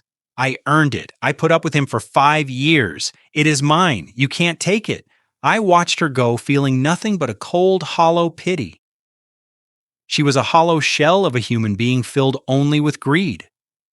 As they hauled her through the front door into the snow, her screams faded into the night, replaced by the bickering of her parents. Gordon and Beatrice were being led out behind her, the united front they had presented for years. The facade of the perfect high society couple had crumbled completely. Gordon, his shoulders slumped and his tuxedo stained with gravy, was stumbling forward, urged on by a deputy. He turned his head to spit venom at his wife. "This was your plan, Beatrice," he shouted, his voice slurring with pain and booze. "You said he was a stupid trucker. You said it would be easy. You stupid cow. You ruined us." Beatrice, handcuffed and shivering without her fur coat, snarled back. Her face twisted into a ridge of hate. "Shut up, you useless drunk. If you had just killed him like I said, we wouldn't be here. You never had the stomach for it. You are weak, Gordon. You have always been weak." They blamed each other all the way to the patrol cars, tearing each other apart with the same viciousness they had used on my son. There was no loyalty among wolves when the trap snapped shut. There was only survival, and they were both drowning. I turned my back on them. They were the past. Brandon was the future. "Let's go home, son," I said, helping him stand. His good leg was shaky, but he locked his knee and stood tall, leaning on me for support. "Take me home, Dad," he said. "Take me far away from here." We walked out of that house together, leaving the shattered crystal and the ruined feast behind us. We walked out into the clean, cold air, free at last. 6 months have passed since the blizzard that almost swallowed my family whole. The snow has melted from the Rockies, replaced by the vibrant green of aspen trees and the gold of summer wildflowers. The air is warm, now smelling of pine resin and heated asphalt. But every time I close my eyes, I can still feel the bite of that winter wind. I am standing on the sidewalk in downtown Denver, looking up at a steel and glass structure that reflects the morning sun. It is a new building, sleek and modern, designed by the best architect I know. The front doors open and Brandon walks out. He moves differently now. There is a slight hitch in his step, a permanent reminder of the night his leg was shattered by the man who was supposed to be a father to him. He uses a cane, sometimes a sleek carbon fiber thing that looks more like an accessory than a crutch. But today he is walking on his own. He is wearing a tailored suit, not the rags I found him in. His beard is trimmed. His eyes are clear and bright. He looks like a man who walked through fire and came out made of steel. He spots me and smiles, a genuine expression that reaches his eyes, erasing the haunted look that lingered for weeks after we escaped that house. We are not here for his architecture firm today. We are here for the grand opening of the building next door. Above the entrance in bold bronze letters, it reads, "The Reed Center for Men." It is my latest investment. After the dust settled, after the lawyers finished tearing through the wreckage of my in-laws' finances, I decided it was time to stop hiding. I came out of the shadows. I let the world know that Jackson Reed, the truck driver, was also Jackson Reed, the philanthropist. I put $5 million into this center. It is a sanctuary, a place for men who are suffering in silence, men who are trapped in abusive relationships but are too ashamed to ask for help because society tells them to man up. It is a place where they can get legal aid, psychological support, and a safe harbor. It is the place Brandon needed 6 months ago. We built it so no other father has to break down a door with a tire iron to save his son. Sullivan is there, of course, standing by the podium checking his watch. He is the director of the legal wing now. He loves it. He says suing abusers is good for his soul. He waves at us and I wave back. I'm not wearing my dirty canvas coat today. I am wearing a suit that cost more than my first rig. It fits perfectly, but I still wore my old work boots. A man should never forget where he came from, and he should never forget what it feels like to have mud on his heels. The justice system moves slow usually, but when you have the kind of evidence we had, it moves like a freight train. I sat in the front row for the sentencing hearing last week. I wanted to see it. I needed to see the final receipt printed out. Vanessa stood before the judge. The red silk dress was gone, replaced by a prison jumpsuit that washed out her complexion. She looked small. The arrogance that had fueled her for years had evaporated, leaving behind a bitter, hollow shell. She tried to cry. She tried to play the victim one last time, telling the court she was coerced, that she was a battered wife forced into the scheme by her father. But the judge had seen the videos. He had heard her voice mocking my son while he lay chained in filth. He gave her 25 years, no parole for at least 20. She screamed when the gavel came down. She screamed my name. She screamed Brandon's name. But we didn't look back. She was a ghost, now haunting a cage of her own making. Gordon and Beatrice did not fare much better. They avoided prison time for the kidnapping by turning state's evidence against Dr. Eris and Vanessa, a final act of cowardice that surprised no one. But they did not escape justice. Sullivan unleashed a civil litigation storm that stripped them to the bone. We sued them for assault, emotional distress, fraud, and theft. We took everything. I heard through the grapevine that they are living in a subsidized housing complex on the south side of the city. It is a grim place with peeling paint and thin walls. Their luxury cars are gone seized to pay restitution. Their country club memberships revoked. Their high society friends pretend they never existed. Gordon works part-time as a greeter at a discount store. Beatrice takes the bus to the laundromat because they can't afford a washer. They are living the life they mocked me for. They are living the life they thought I deserved. Fate, it seems, has a sense of irony and a very long memory. Brandon walks up to me and puts a hand on my shoulder. He is solid, real ready for the speech, Dad, he asks. I am not much for speeches, son. I say, adjusting my tie. That is your department. I just write the checks and drive the truck. You saved my life, Dad, Brandon says, his voice dropping low. You in that truck. I look over at the curb.